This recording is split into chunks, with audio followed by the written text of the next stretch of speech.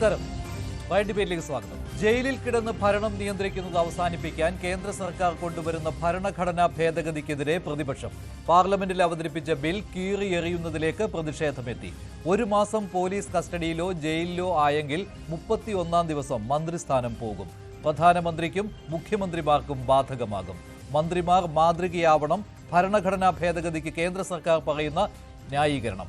പ്രതിപക്ഷം പക്ഷേ കാണുന്നത് സംസ്ഥാന സർക്കാരുകളെ ദുർബലപ്പെടുത്തുവാനുള്ള ഗൂഢനീക്കമായി.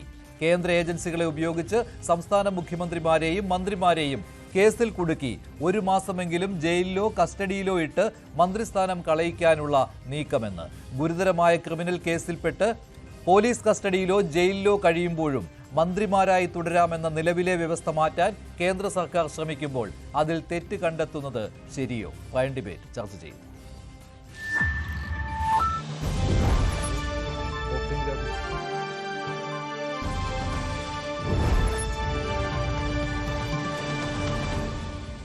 ഡിബേറ്റിൽ ബി.ജെ.പി. നേതാവ് ശ്രീ പി ശ്യാംരാജ്, കോൺഗ്രസ് നേതാവ് ശ്രീ വസന്ത് തെങ്ങുംപള്ളി, രാഷ്ട്രീയ നിരീക്ഷകരായ ശ്രീ മോഹൻ വർഗീസ്, ശ്രീ എം.എസ്. വേണുഗോപാൽ എന്നിവരാണ് ചേരുന്നത്. ആദ്യം ശ്രീ ഡോക്ടർ മോഹൻ വർഗീസ്, കേന്ദ്ര സർക്കാർ കൊണ്ടുവരുന്ന ഈ ബില്ലിനെ താങ്കൾ എങ്ങനെയാണ് കാണുന്നത്? ഇതുവരെ 5 വർഷമെങ്കിലും ശിക്ഷ കിട്ടിയാൽ മാത്രമേ മന്ത്രിസ്ഥാനം പോവുകയുണ്ടായിരുന്നുള്ളൂ. ഇപ്പോൾ അതിൽ മാറ്റം വരാൻ പോവുകയാണ് അല്ലേ? 2 വർഷം വരെ ശിക്ഷ കിട്ടിയാലേ മന്ത്രിസ്ഥാനം പോകുമായിരുന്നുള്ളൂ. ഇപ്പോൾ പക്ഷേ പുതിയ ഭേദഗതി വരുമ്പോൾ അതിലേക്ക് കടക്കുമ്പോൾ 5 വർഷമെങ്കിലും ശിക്ഷ കിട്ടാവുന്ന കുറ്റമാണെങ്കിൽ അതിൽ 1 മാസമെങ്കിലും ജയിലിലോ അല്ലെങ്കിൽ പോലീസ് കസ്റ്റഡിയിലോ ഉണ്ടെങ്കിൽ അവർക്ക് മന്ത്രിസ്ഥാനം പോകും. അത് പ്രധാനമന്ത്രിക്കും മുഖ്യമന്ത്രിമാർക്കും ഒക്കെ ബാധകമായിരിക്കും. ഇതിനെ പക്ഷേ പ്രതിപക്ഷം മറ്റൊരു രീതിയിലാണ് കാണുന്നത്. താങ്കളുടെ വിലയിരുത്തൽ എങ്ങനെയാണ്?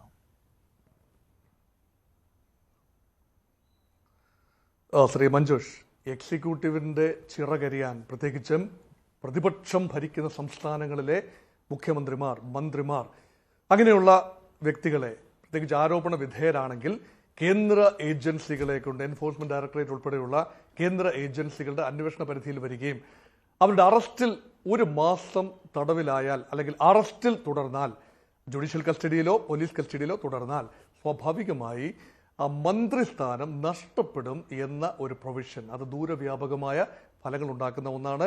പ്രഥമ ദൃഷ്ടിയ രാഷ്ട്രീയത്തെ ക്ലെൻസ് ചെയ്യാൻ, ശുദ്ധീകരിക്കാനുള്ള ഒരു ശ്രമം എന്ന നിലയിൽ അതിൻ്റെ ഒരു പോസിറ്റീവ് സൈഡ് കാണാം.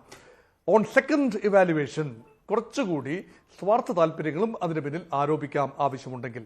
കാരണം ഇത് ഇന്ത്യൻ രാഷ്ട്രീയത്തിലെ വലിയൊരു ശാപമാണ് അഴിമതി, അല്ലെങ്കിൽ സ്വജനപക്ഷപാതം, അല്ലെങ്കിൽ എക്സിക്യൂട്ടീവിന്റെ ഭാഗത്തു നിന്ന് വരുന്ന എക്സസസ്. അപ്പോൾ മന്ത്രിസഭയിലെ ഒരു അംഗം അറസ്റ്റിന് അതീതനാണ് എന്ന ഒരു പ്രതീതി വരുന്നത് ശരിയല്ല. അറസ്റ്റ് ചെയ്യപ്പെട്ടാൽ അദ്ദേഹം മന്ത്രിസ്ഥാനത്ത് തുടരുന്ന ഏതാനും പരീക്ഷണങ്ങൾ, ഏതാനും എക്സ്പീരിയൻസസ് സമീപ ഭൂതകാലത്ത് നമ്മൾ കണ്ടു. അരവിന്ദ് കെജ്രിവാൾ ഏതാണ്ട് 9 മാസത്തോളമാണ് ജയിലിൽ കഴിഞ്ഞത്. അപ്പോഴും അദ്ദേഹം മുഖ്യമന്ത്രി സ്ഥാനം വിട്ടൊഴിഞ്ഞില്ല. ഹേമന്ത് സോറന്റെ കാര്യം, ജാർഖണ്ഡ് മുഖ്യമന്ത്രി ഹേമന്ത് സോറൻ മുഖ്യമന്ത്രി സ്ഥാനം വിട്ടൊഴിഞ്ഞതിന് ശേഷമാണ് അറസ്റ്റിൽ പോയത്. അതുപോലെ തമിഴ്നാട്ടിൽ സെന്തിൽ ബാലാജി രാജിവെക്കാൻ വിസമ്മതിക്കുകയും പിന്നീട് വലിയ കോലാഹലങ്ങൾ ഉണ്ടാവുകയും ചെയ്ത് അദ്ദേഹത്തിന്റെ മന്ത്രിസ്ഥാനം നഷ്ടപ്പെടുന്നത് കണ്ടു. ഈ 3 ഉദാഹരണങ്ങളാണ് ഒരു പക്ഷേ ഈ നിയമനിർമ്മാണത്തിലേക്ക് വെളിച്ചം വീശാവുന്ന ഇമ്മീഡിയറ്റ് പാസ്റ്റ് ഘടകങ്ങൾ. ഇനി നോക്കൂ, ഈ നിയമത്തിന്റെ ഉദ്ദേശശുദ്ധി എന്താണ്? പാർലമെന്റിന്റെ സമ്മേളനം അവസാനിക്കാൻ പോകുന്നു നാളെ. അപ്പൊ ധൃതി പിടിച്ച 3 ബില്ലുകളാണ്. ഒന്ന് ഭരണഘടനാ ഭേദഗതി ബിൽ. ഈ ബില്ല് ഒരു കാരണവശാലും പാസ്സാകില്ല എന്ന് വ്യക്തമായി ഭരണപക്ഷത്തിനറിയാം. കാരണം പാർലമെന്റിന്റെ 2 മണ്ഡലങ്ങളിലും 3/2 ഭൂരിപക്ഷം ആവശ്യമാണ്. ഇപ്പോൾ ഭാരതീയ ജനതാ പാർട്ടിക്കും സഖ്യകക്ഷികൾക്കും ചേർന്ന് ഏതാണ്ട് 300ഓളം സീറ്റുകളാണ്, 366 പരം സീറ്റുകൾ ഉണ്ടെങ്കിൽ മാത്രമേ 3/2 ഭൂരിപക്ഷം കരഗതമാകത്തുള്ളൂ. അതുമാത്രമല്ല, രാജ്യസഭയിൽ 3/2 ഭൂരിപക്ഷം എന്നത് കിട്ടാക്കനി തന്നെയാണ്. അതുകൊണ്ട് ഒരു കാരണവശാലും ഇപ്പോൾ സബ്ജക്ട് കമ്മിറ്റിക്ക് വിട്ടാലും ശരി, പാർലമെന്ററി സ്പെഷ്യൽ കമ്മിറ്റികൾക്ക് വിട്ടാലും ശരി, JPC ജോയിന്റ് പാർലമെന്ററി കമ്മിറ്റികൾക്ക് വിട്ടാലും ശരി, അത് തിരിച്ചെത്തിക്കഴിഞ്ഞാലും പാസ്സാകാനുള്ള ഒരു സാധ്യത കുറവാണ്. അല്ല എങ്കിൽ ഇന്ത്യ മുന്നണി കക്ഷികൾ ചന്നം ഭിന്നം ചിതറണം. ഇന്ത്യ മുന്നണി കക്ഷികളിൽ ചിലതിൻ്റെയെങ്കിലും ഒരു പക്ഷേ അനുഗ്രഹാശിതകൾ വേണം. പക്ഷേ ഇവിടെ പൊട്ടലും ചീറ്റലും ചെറിയ തോതിൽ തുടങ്ങി എന്നതിന്റെ ആദ്യ സൂചനയാണ് ശശി തരൂർ ഒരു അഭിപ്രായം പറഞ്ഞു വെച്ചിരിക്കുന്നു. കോൺഗ്രസിന്റെ സമുന്നതനായ നേതാവ്, കോൺഗ്രസിന്റെ തിരുവനന്തപുരം MP ശശി തരൂർ എപ്പോഴും വേറിട്ട ചിന്താഗതിയുടെ ഒരു തമ്പുരാനാണ്. അദ്ദേഹം പറഞ്ഞു വെച്ചിരിക്കുന്നു ഈ ബില്ല് സ്വാഗതാർഹമായ ഒരു കാര്യമാണ്.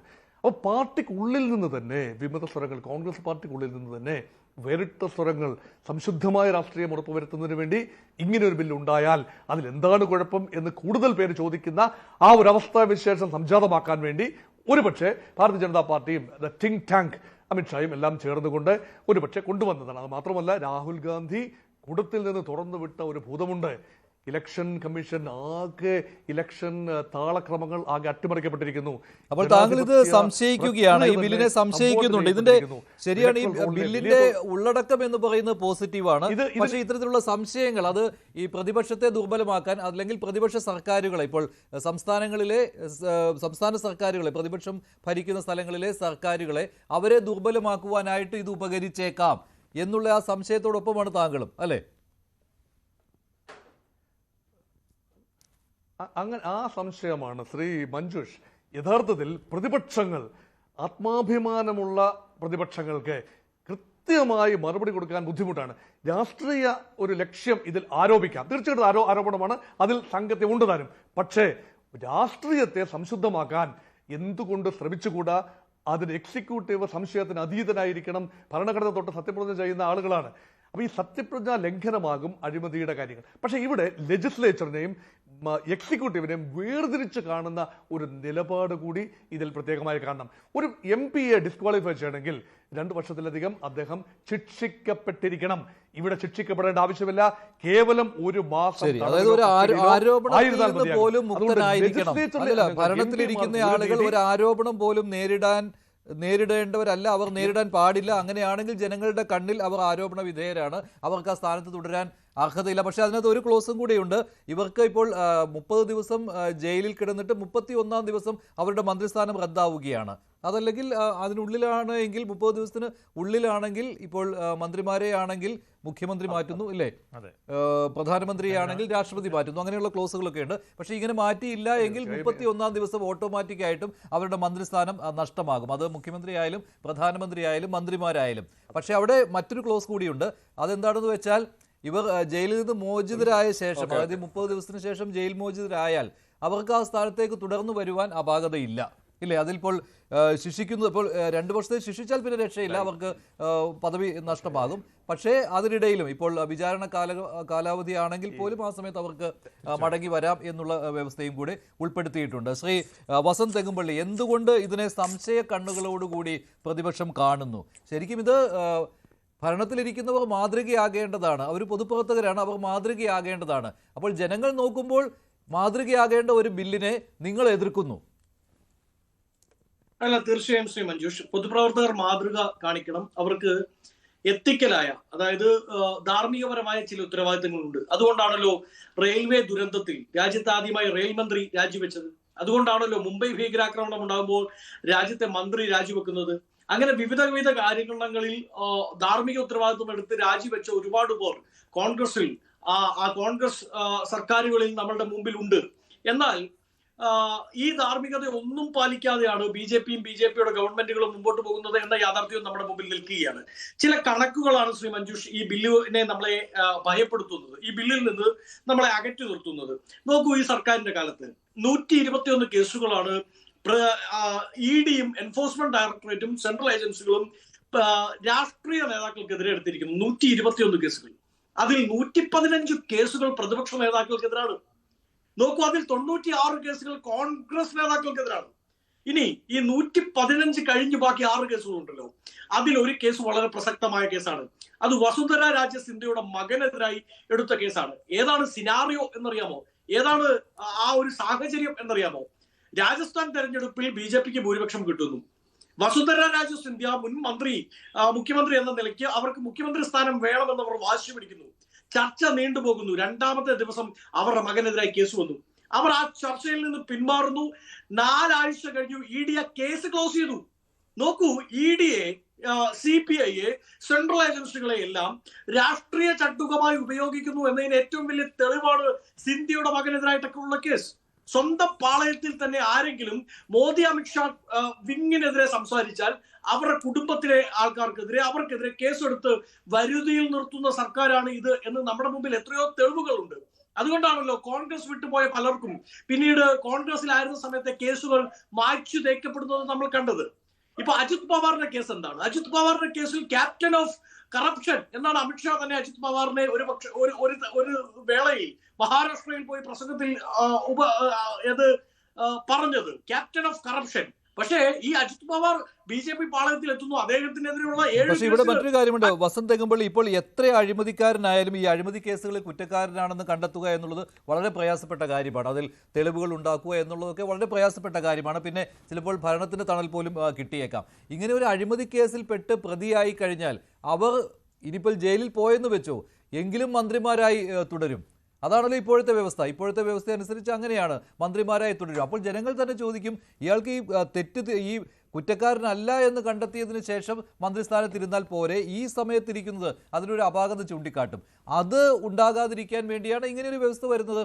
ഒരു കേസിൽപ്പെട്ട് ഒന്ന് റിമാൻഡിലായി പോയാൽ അദ്ദേഹത്തിന് ജയിലിൽ ഇരുന്നു കൊണ്ട് മന്ത്രിയായി തുടരുന്നു എന്നുള്ള ആ ധാർമ്മികമായ ഒരു പ്രശ്നമുണ്ടല്ലോ, അതിൽ നിന്നും അദ്ദേഹത്തെ വിമുക്തനാക്കി കൊടുക്കുകയാണ് ചെയ്യുന്നത്. അത് വേണ്ട, ഇനി അങ്ങോട്ടൊന്നാകയാൽ എല്ലാവർക്കും ഈ വ്യവസ്ഥ ബാധകമാണ്. അതല്ലാതെ ഓരോ തവണയും പ്രതിപക്ഷം ആവശ്യപ്പെടേണ്ടതില്ല. കേസിൽ പെട്ടല്ലോ, ജയിലിലായല്ലോ, റിമാൻഡിലായല്ലോ, മന്ത്രിയായി തുടരാൻ എന്ത് ധാർമ്മിക അവകാശം എന്ന് ഇപ്പോൾ നിങ്ങൾ പ്രതിപക്ഷത്തായാൽ നിങ്ങളും ചോദിക്കുന്നതാണ്, ബി.ജെ.പി. പ്രതിപക്ഷത്തായാൽ ബി.ജെ.പിയും ചോദിക്കുന്നതാണ്. ഇനി ആ ചോദ്യത്തിന്റെ അവകാശമില്ല, ഓട്ടോമാറ്റിക്കായിട്ട് അവരുടെ മന്ത്രിസ്ഥാനം പോവുകയാണ്. അല്ല നോക്കൂ, രാജ്യത്തെ നിയമപ്രകാരം PDPP കേസിൽ അറസ്റ്റിലായാൽ, അതായത് നമ്മളൊരു സമരം നടത്തിയാണ്, ആ സമരവുമായി ബന്ധപ്പെട്ട് ബാരിക്കേഡ് തകർത്താൽ PDPP അട്രാക്ട് ചെയ്യും. PDPP കേസിൽ അറസ്റ്റിലായ 14 ദിവസം റിമാൻഡ് ചെയ്യാം. ആദ്യത്തെ ശിക്ഷ എന്ന് പറയുന്നത് 14 ദിവസത്തെ റിമാൻഡാണ്. നോക്കൂ, ചെറിയൊരു സമരം നടത്തിയാൽ 14 ദിവസത്തെ റിമാൻഡ് ചെയ്യാൻ വ്യവസ്ഥയുള്ള ഒരു രാജ്യമാണ്. ആ രാജ്യത്ത് 30 ദിവസത്തെ ജയിൽവാസം എന്ന് പറയുന്നത് ഒരു ചെറിയ മറ്റൊരു കാര്യമുണ്ട്, അതിനകത്ത് മറ്റൊരു വ്യവസ്ഥയുണ്ട്. 5 വർഷമെങ്കിലും ജയിൽ ശിക്ഷ കിട്ടാവുന്ന കുറ്റമായിരിക്കണം എന്നുകൂടിയുണ്ട്. അങ്ങനെയുള്ള കുറ്റത്തിൽ, അങ്ങനെയുള്ള കുറ്റം, അതിലെ ആ കേസിൽ 1 മാസം ജയിലിലോ അല്ലെങ്കിൽ റിമാൻഡിൽ പോലീസ് കസ്റ്റഡിയിലോ പോകുമ്പോഴാണ്. തീർച്ചയായും ശ്രീ മഞ്ജുഷ്, അങ്ങ് നേരെ തിരിച്ചൊന്ന് ചിന്തിച്ചു നോക്കൂ. അങ്ങ് പറഞ്ഞത് ധാർമ്മിക ഉത്തരവാദിത്വത്തെ പറ്റി പ്രതിപക്ഷം പറയേണ്ടതില്ലല്ലോ എന്നാണ്. മറിച്ച് ഇപ്പോ ഏതെങ്കിലും ഒരു സംസ്ഥാനത്തെ മുഖ്യമന്ത്രി അത് കേന്ദ്രത്തിന് അനുചിതനല്ലെങ്കിൽ, കേന്ദ്രവുമായി ചേർന്ന് പോകുന്ന ആളല്ലെങ്കിൽ, കേന്ദ്രത്തിലെ ഏജൻസികളെ ഉപയോഗിച്ചുകൊണ്ട് അങ്ങീ പറയുന്ന 5 വർഷത്തെ ജയിൽവാസം അട്രാക്ട് ചെയ്യുന്ന ഏത് വകുപ്പാണ് കേന്ദ്ര സർക്കാരിന് ഇന്ന് ഇടാൻ സാധിക്കാത്തത്? ഒരാളെ കൊണ്ട് ആരോപണം ഉന്നയിച്ചാൽ മതി, SFIO മുതൽ ED വഴി, CBI വഴി രാജ്യത്തെ എല്ലാ എൻഫോഴ്സ്മെന്റ് ഡയറക്ടറേറ്റുകളെയും, രാജ്യത്തെ എല്ലാ അന്വേഷണ ഏജൻസികളെയും വെച്ച് അന്വേഷണം പ്രഖ്യാപിക്കാനുള്ള സാധ്യതകളുണ്ട്. ആ സാധ്യതകൾ അവർ ഉപയോഗിച്ചതിന്റെ കണക്കാണ് ഞാൻ നേരത്തെ. അപ്പോൾ മറുവശത്ത് യഥാർത്ഥത്തിൽ അഴിമതിയിൽപ്പെട്ടിരിക്കുന്ന ഒരു മുഖ്യമന്ത്രിയാണെങ്കിൽ എന്നുകൂടിയുള്ള ഒരു പ്രശ്നം കൂടിയുണ്ട് കേട്ടോ. അപ്പോൾ അങ്ങനെയുള്ള ഒരാൾക്ക് കൂടി ഇതിൽ പ്രൊട്ടക്ഷൻ കിട്ടുന്നതാണോ നല്ലത്? ഈ പറഞ്ഞ ഒരാൾക്കെതിരെ ഇപ്പോൾ കള്ളക്കേസ് എടുക്കുന്നു എന്നാണല്ലോ പറഞ്ഞത്. അങ്ങനെ കള്ളക്കേസ് എടുക്കുകയാണെങ്കിൽ ഇപ്പോൾ റിമാൻഡ് കാലാവധി കഴിഞ്ഞാൽ എന്താണ്, അല്ലെ കസ്റ്റഡിയിൽ കഴിഞ്ഞതിന് ശേഷം തിരിച്ചു വരാമെന്നേ. ഇതിപ്പോൾ മറ്റൊരാളെ രക്ഷിക്കുന്നതിന് വേണ്ടി അല്ലല്ല, ഇപ്പോൾ അഴിമതിക്കാർ ഇടയിലൂടെ രക്ഷപ്പെട്ടു പോവുകയാണ്, അവർ ജയിലിലിരുന്ന് ഭരിക്കുകയാണ്. ഒരിക്കലുമല്ല. അതിൽ 2 പ്രശ്നമുണ്ട്. ഒന്ന്, ഒരു മുഖ്യമന്ത്രിയാണ് അറസ്റ്റ് ചെയ്യപ്പെടുന്നതെങ്കിൽ അദ്ദേഹം ഇമ്മീഡിയറ്റ്ലി രാജിവെക്കേണ്ടി വരുമ്പോൾ ആ മുഖ്യമന്ത്രിയെ ആശ്രയിച്ചാണ് ആ സംസ്ഥാനത്തെ പാർട്ടി പോകുന്നതെങ്കിൽ, കോൺഗ്രസ് എന്നല്ല ഞാൻ പറയുന്നത്, ഏതെങ്കിലും ഒരു പ്രാദേശിക പാർട്ടി പോകുന്നതെങ്കിൽ, എക്സാമ്പിൾ മമതാ ബാനർജി എടുക്കുന്നു, മമതാ ബാനർജിയെ അറസ്റ്റ് ചെയ്യുന്നു, അവർ രാജിവെക്കേണ്ടി വന്നാൽ പിന്നീട് അവിടെ ഒരു വലിയ വാക്വമാണ് ഉണ്ടാവുക. ആ പാർട്ടിയെ പിളർത്താൻ, ആ സമയം ഉപയോഗിച്ചുകൊണ്ട് ആ പാർട്ടിയെ പിളർത്താൻ, അതിലേക്ക് കടന്നു കയറാൻ BJPക്ക് സാധിക്കും. ഇതിനു മുമ്പും നമ്മൾ കണ്ടിട്ടുണ്ട്.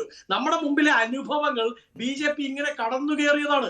ശ്യാംരാജ്, അതാണ് സംശയിക്കുന്നത്. ഇതിൽ ഈ ബില്ലിലെ ഉള്ളടക്കത്തെ കുറിച്ച് ആർക്കും സംശയമില്ല. നല്ല ഉദ്ദേശ്യം എന്ന് പറയുന്നത് ഈ മാതൃകയാകണം പൊതുപ്രവർത്തകർ എന്ന കാര്യത്തിൽ സംശയമില്ല. അവർ കളങ്കിതരാകാൻ പാടില്ല, ജനങ്ങൾക്ക് മുന്നിൽ അങ്ങനെ ഒരു തോന്നൽ ഉണ്ടാകാൻ പാടില്ല, അതൊക്കെ ശരി. പക്ഷേ അതിനിടയിലെ ഗൂഢമായ നീക്കങ്ങളെ കുറിച്ചാണ് ഇപ്പോൾ വസന്ത് ഇവിടെ പറഞ്ഞത്. നേരത്തെ ശ്രീ മോഹൻ വർഗീസും അത്തരത്തിലുള്ള ചില സംശയങ്ങൾ ഇവിടെ പ്രകടിപ്പിച്ചിരുന്നു. ഇതിലൂടെ ഈ സംസ്ഥാനങ്ങളിലെ മന്ത്രിസഭകളെ തന്നെ അട്ടിമറിക്കുന്ന രീതിയിലെ കാര്യങ്ങൾ പോകുമെന്ന്.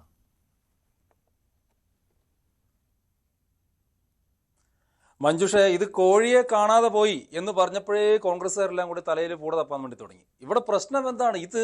ഈ രാജ്യത്തെ ഈ പുതിയ ഭേദഗതി എന്ത് തന്നെയാണ്? ഈ രാജ്യത്തെ ഏതെങ്കിലും സംസ്ഥാനത്തെ മന്ത്രി, മുഖ്യമന്ത്രി, കേന്ദ്രമന്ത്രി, പ്രധാനമന്ത്രി ഇവരാരെങ്കിലും 30 ദിവസത്തിൽ കൂടുതൽ ജുഡീഷ്യൽ കസ്റ്റഡിയിലോ തടവിലോ 5 വർഷത്തിൽ കൂടുതൽ ശിക്ഷ കിട്ടാവുന്ന കേസുകളിൽ തടവിലായിട്ടുണ്ടെങ്കിൽ ആ 30 ദിവസത്തിന് ശേഷം ഇവരുടെ പദവി സ്വാഭാവികമായി നഷ്ടപ്പെടും എന്നുള്ളതാണ് ഈ ഭേദഗതിയിലൂടെ ഉദ്ദേശിക്കുന്നത്. ഇത് ഈ കാലഘട്ടത്തിൽ ഈ രാജ്യത്ത് ഏറ്റവും കൂടുതൽ മന്ത്രിമാരുള്ളത് ആർക്കാണെന്ന്, ഏറ്റവും കൂടുതൽ മുഖ്യമന്ത്രിമാരുള്ളത് ആർക്കാണ്, ഈ മന്ത്രിസഭ കേന്ദ്ര മന്ത്രിസഭയുള്ളത് ആർക്കാണ്? അപ്പോ ഇതിനകത്ത് എന്തെങ്കിലും പ്രശ്നം വരുമെങ്കിൽ അല്ലെങ്കിൽ ജയിലിലാകുമെന്ന് ഭയപ്പെടേണ്ടത് ഞങ്ങളല്ലേ? ഞങ്ങൾക്കങ്ങനെ ഒരു ഭയമില്ല, ഞങ്ങൾ അഴിമതി കാണിക്കാറില്ല, ഏതെങ്കിലും ക്രിമിനൽ കേസുകളിൽ പെടാറുമില്ല. ഇവിടെ പ്രശ്നം എന്ന് പറയുന്നത് കോൺഗ്രസ്സുകാർക്ക് ജയിലിലിരുന്നിട്ടും ഭരിക്കണം, ഇവർ സപ്പോർട്ട് ചെയ്യുന്ന ഇവിടുത്തെ പ്രതിപക്ഷത്തിന് ജയിലിലിരുന്നും ഭരിക്കണം. ഇവിടുത്തെ പ്രശ്നം എന്താണെന്നറിയാം മഞ്ജുഷേ? നോക്കൂ, ഈ സെന്തിൽ ബാലാജിയുടെ കേസ് വരുമ്പോ തന്നെ ബഹുമാനപ്പെട്ട ഹൈദരാബാദ് ചെന്നൈ ഹൈക്കോടതി പറഞ്ഞിട്ടുള്ള ഒരു പരാമർശമുണ്ട്. അത് അദ്ദേഹം ജയിലിലിരുന്നു കൊണ്ട് അദ്ദേഹം മന്ത്രിയായിട്ടിരിക്കുന്നത് നമ്മുടെ ധാർമ്മികതയ്ക്ക് നിരക്കുന്നതല്ല എന്നൊരു പരാമർശം അദ്ദേഹം നടത്തുകയുണ്ടായി. അപ്പോ ഇത് നിങ്ങളെന്നാ വെച്ച് നോക്ക്, കഴിഞ്ഞൊരു 10-15 വർഷത്തിനകത്ത് ഇന്ത്യയിൽ ഹിറ്റായിട്ടുള്ള കുറെ സിനിമകളുണ്ട്, നമ്മുടെ അന്യൻ പോലെ അല്ലെങ്കിൽ ഫോർ ദ പീപ്പിൾ പോലെ. ഈ രാജ്യത്തെ ജനങ്ങളാരും അഴിമതി അംഗീകരിക്കുന്നില്ലെന്ന്, അതല്ലെങ്കിൽ ഒരു മന്ത്രി ജയിലിലിരുന്ന് ഭരിക്കുന്നത് ഈ രാജ്യത്തെ ശരാശരി ചെറുപ്പക്കാരോ ജനങ്ങളോ അംഗീകരിക്കുന്നില്ല എന്ന്. അതാണ് ഇതിന്റെ ഏറ്റവും പ്രധാനപ്പെട്ട പോയിന്റ് എന്ന് പറയുന്നത്. ഇത് നോക്കൂ, ഈ ഭേദഗതിയിൽ എന്താണ് പറയുന്നത്? ഒരു മന്ത്രിയോ അല്ലെങ്കിൽ മുഖ്യമന്ത്രിയോ പ്രധാനമന്ത്രിയോ ഇവർ ആരെങ്കിലും ഏതെങ്കിലും കുറ്റകൃത്യത്തിൽ പെട്ടിട്ടുണ്ടെങ്കിൽ ആ പദവി മാത്രമേ നഷ്ടപ്പെടുന്നുള്ളൂ. ഇവരെ MP അല്ലെങ്കിൽ MLA എന്ന് പറയുന്ന സ്ഥാനം നഷ്ടപ്പെടുന്നില്ല. ഇവർ എന്നാണോ ഇവർക്ക് ജാമ്യം ലഭിക്കുന്നത്, എന്നാണോ ജയിലിൽ നിന്ന് കസ്റ്റഡിയിൽ നിന്ന് പുറത്തിറങ്ങുന്നത്, അപ്പോൾ ഇവർക്ക് തിരിച്ചു കയറാൻ വേണ്ടിയിട്ട് പറ്റുമെന്നേ. അപ്പൊ ഇതിന് ഇടയ്ക്കുള്ള ഈ സമയം എന്ന് പറയുന്നത് കളങ്കിതനായിട്ടുള്ള ഒരു മുഖ്യമന്ത്രി അദ്ദേഹം ജയിലിൽ നിന്ന് ഭരിക്കണ്ടെന്നേ. അല്ല, ഏറ്റവും കൂടുതൽ മന്ത്രിമാർ നിങ്ങൾക്കാണ് എന്ന് പറയുമ്പോഴും, ഏറ്റവും കൂടുതൽ മന്ത്രിമാർ BJPക്കാണെന്ന് പറയുമ്പോഴും, ഏറ്റവും കൂടുതൽ മുഖ്യമന്ത്രിമാർ BJPക്കാണെന്ന് പറയുമ്പോഴും അതാണ് വസന്ത് ഇവിടെ ചൂണ്ടിക്കാണിച്ചത്. ഇതിനിടയിൽ കേന്ദ്ര ഏജൻസികളെ ഉപയോഗിച്ച് 1 മാസം അകത്തിടാനായിട്ട് വലിയ ബുദ്ധിമുട്ടൊന്നുമില്ല എന്ന്. എന്റെ മഞ്ജുഷ, ഈ രാജ്യത്ത് കോടതിയും സംവിധാനങ്ങളും ഒക്കെ ഇല്ലേ? അല്ല, കോടതിയിലേക്ക് പോകുന്നതിന് മുൻപ് സംഭവിക്കും. അല്ല, കേന്ദ്ര ഏജൻസികൾ എഴുതി കൊടുക്കുന്നതിനനുസരിച്ച് റിമാൻഡിൽ പോകാമല്ലോ. അല്ല, റിമാൻഡിൽ പോകാമല്ലോ. അപ്പോൾ 1 മാസം റിമാൻഡിലായി കഴിഞ്ഞാൽ തന്നെ പോയി. മുഖ്യമന്ത്രിയാണെങ്കിൽ മുഖ്യമന്ത്രി പദവി പോയി, മന്ത്രിയാണെങ്കിൽ മന്ത്രി പദവി പോയി. അങ്ങനെ മാത്രമാണ്. ഞാൻ ചോദിക്കട്ടെ, ആരാണ് അങ്ങനെ പോയതെന്ന്? ഇപ്പൊ സെന്തിൽ ബാലാജിയുടെ കാര്യം തന്നെ നിങ്ങൾ എടുക്കൂ. അല്ല, ഇനി ഈ ബിൽ നിയമമായാൽ അങ്ങനെ സംഭവിക്കും. ഭരണഘടനാ ഭേദഗതി വന്നാൽ ഇതുവരെ അങ്ങനെയില്ല. ഇതുവരെ അങ്ങനെയില്ലല്ലോ ശ്യാംരാജ്. ഭരണഘടനാ ഭേദഗതി വന്നാൽ അങ്ങനെ സംഭവിക്കും. ഇതുവരെ വന്നത് ധാർമ്മികതയ്ക്ക് അനുസരിച്ച് ചെയ്യുക എന്നുള്ളതാണ്. ധാർമ്മിക മൂല്യം ഉയർത്തിപ്പിടിക്കുന്നെങ്കിൽ രാജിവെക്കുക. അങ്ങനെ രാജിവെക്കാൻ പോകുന്നുമില്ല. അതുകൊണ്ടാണ് ഇങ്ങനെ ഒരു കാര്യം വരുന്നത്. ഇപ്പോൾ 2 വർഷമെങ്കിലും ശിക്ഷ കിട്ടിയാൽ മന്ത്രി പദവി പോകും എന്നുള്ളതേ ഉള്ളൂ. ഇതങ്ങനെയല്ല, ശിക്ഷിക്കുകയല്ല, കോടതി കണ്ടെത്തുകയല്ല. അവിടെ ഒരു കേസിൽപ്പെട്ട് റിമാൻഡിൽ പോയാൽ മതി, അല്ലെങ്കിൽ 30 ദിവസം തുടർച്ചയായിട്ട് പോലീസിന്റെയോ മറ്റ് ഏജൻസികളുടെയോ കസ്റ്റഡിയിൽ ഇരുന്നാൽ മതി.